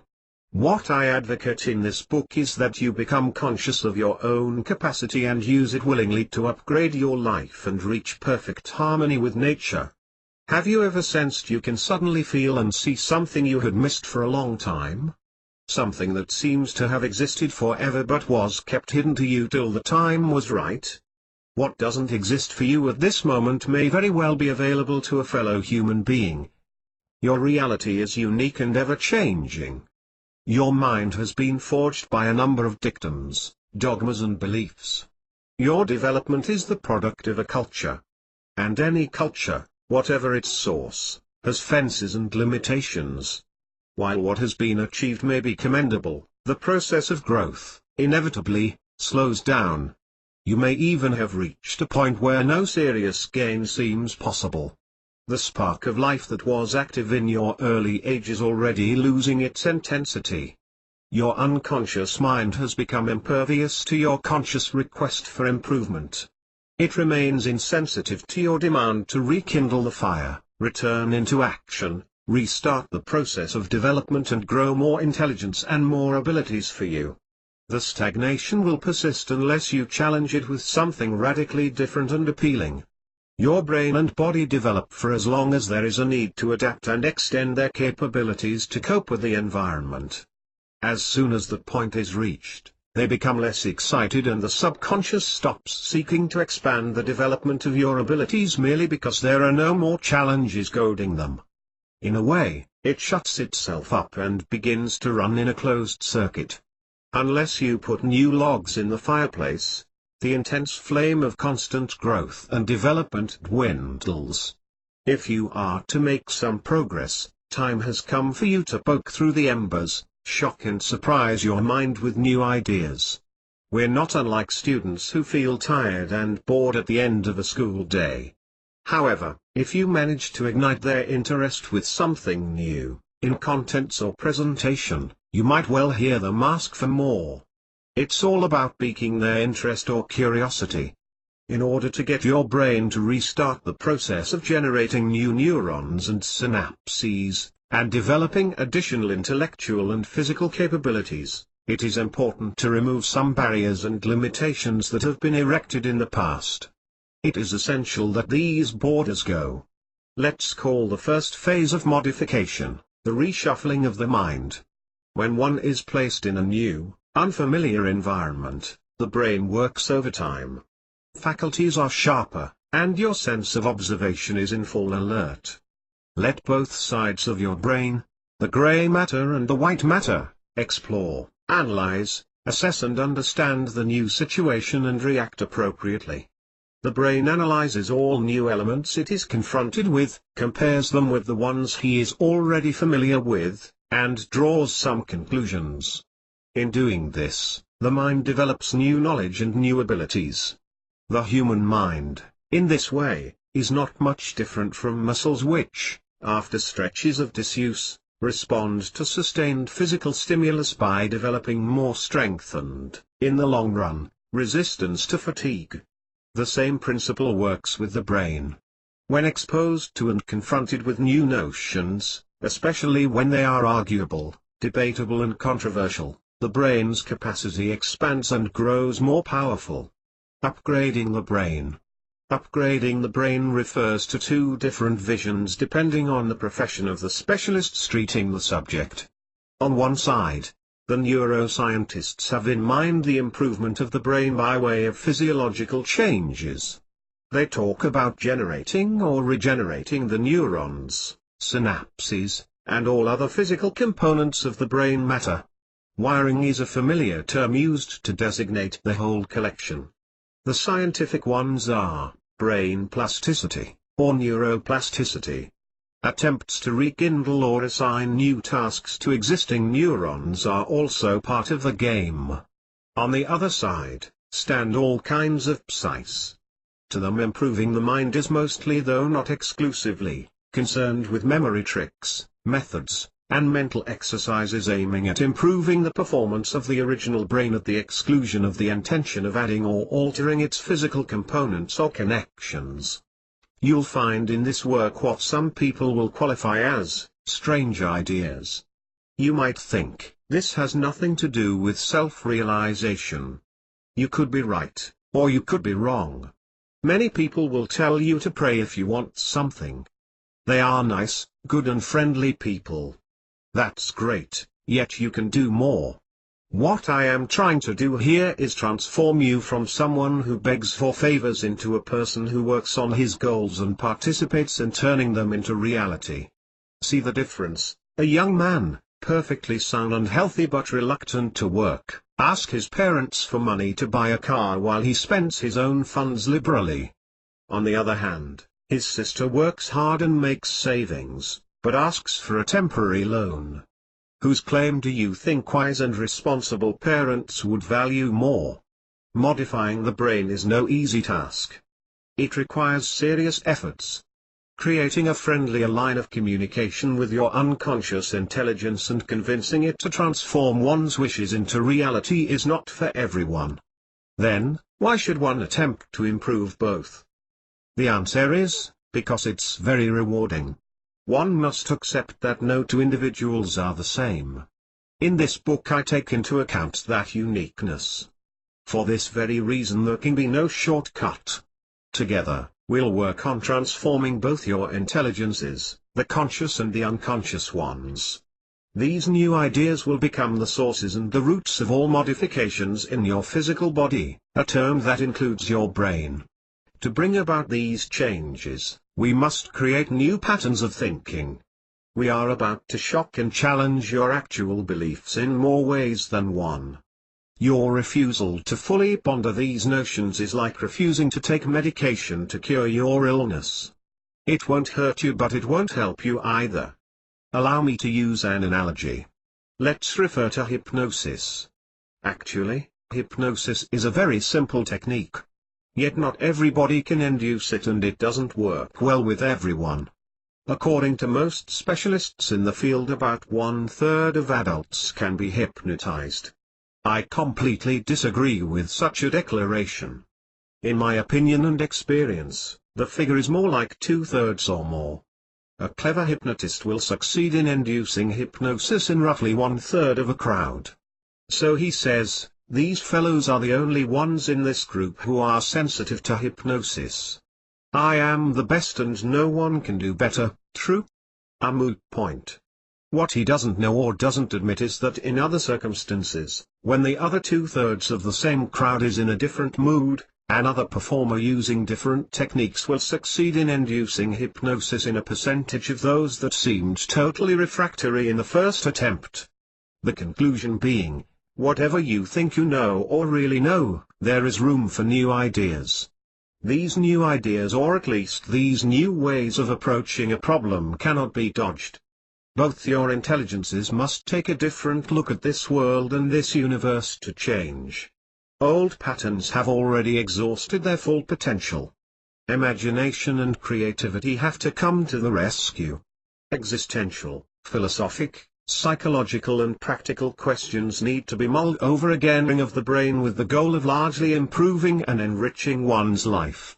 Before you get to the how-to part in Get a Brain Lift, I urge you to proceed with some reorganization of your mind. Reject some prejudicial ideas and make room for many concepts you will have to scrutinize carefully with an open mind. Some views will be new to you, others will seem very odd, perhaps even a bit disturbing. Think about them, mull them over and over, as these new notions carry an unlimited capacity to improve your life on this planet and beyond. Because there is no one else like you in this world, these exercises will allow you to blend your very unique and map the road you will walk on for the rest of your life. Reshuffling your mind implies that your existing standards will be put to trial. New and different ways of assessing, scrutinizing, and imagining things will be introduced. The language may not be what you're used to. The format will be different, and the subjects arranged in what may seem an odd manner. Many times, you might disagree with the notions expressed and the conclusions drawn. You will find points so obvious as to make expressing them redundant. The whole content will offer you the occasion to test your own beliefs, ponder minds, and confront both groups in order to retain what looks more promising for you. The key word here is challenge. The idea is for the reader to be disturbed one way or another. You are not expected to agree straight away. You must mix and remix the arrangement of your mind to suit yourself. The end result will be a very clear, decisive, and personal opinion that will guide you till you reach the next level of existence. To accept the challenge this book offers you, it will make you stronger, better and happier, while making clear to you the very reasons for your existence. Any fool can appreciate success. If you cannot accept negative experiences, you have not learned much yet, for they account for half of the lessons you have to master to reach your life's destination. The second sequence of the program is concerned with brain power. It will introduce you to the concept psi-powered workout, or, more simply, PPW, a technique that will help you drastically improve your intellectual and physical capabilities. After the reshuffling has prepared the mind for the next stage, this part will create the link between your physical power and your intellectual potential. It will also teach you how to improve the conscious brain, and how spreading happiness can bring harmony and complete happiness to one's own life. The association results in a dramatic increase in power and richness of life while fully complying with one's existential mission. The whole human physical organism is under the direct control of the brain, and the development of intellectual potential will normally lead to the improvement of the physical body. Part A further explains PPW, lays down a few do's and don'ts and the best ways to get the results you long for. For those who are impaired in some way, everything expressed here is based on a general principle. Don't take it too literally. You are a unique physical, psychological and spiritual entity. Adapt the principle to fit your own situation and work with your personal reality. These sequences are not a must but are highly recommended. Nature is very demanding but leaves no worker unpaid. You work on the goal, and you enrich your life, one way or another. Reshuffling the 1001st. From ignorance to knowledge. You have turned it inside out many times. You are sure you know absolutely everything about it. You have missed nothing. Think again. Spin around the object, the organization, the creation, again and again. Each time, you will discover a different world. Every part of this universe has an unlimited number of facets that will manifest themselves only after you have scrutinized them time and again. The process is gradual. Each new discovery, while being observed, colors in some way the whole creation. The process is infinite and will go on forever. Scientists spend their entire lives studying the universe. They have been at it for hundreds of years. Their number increases while their instruments are becoming more and more sophisticated and efficient.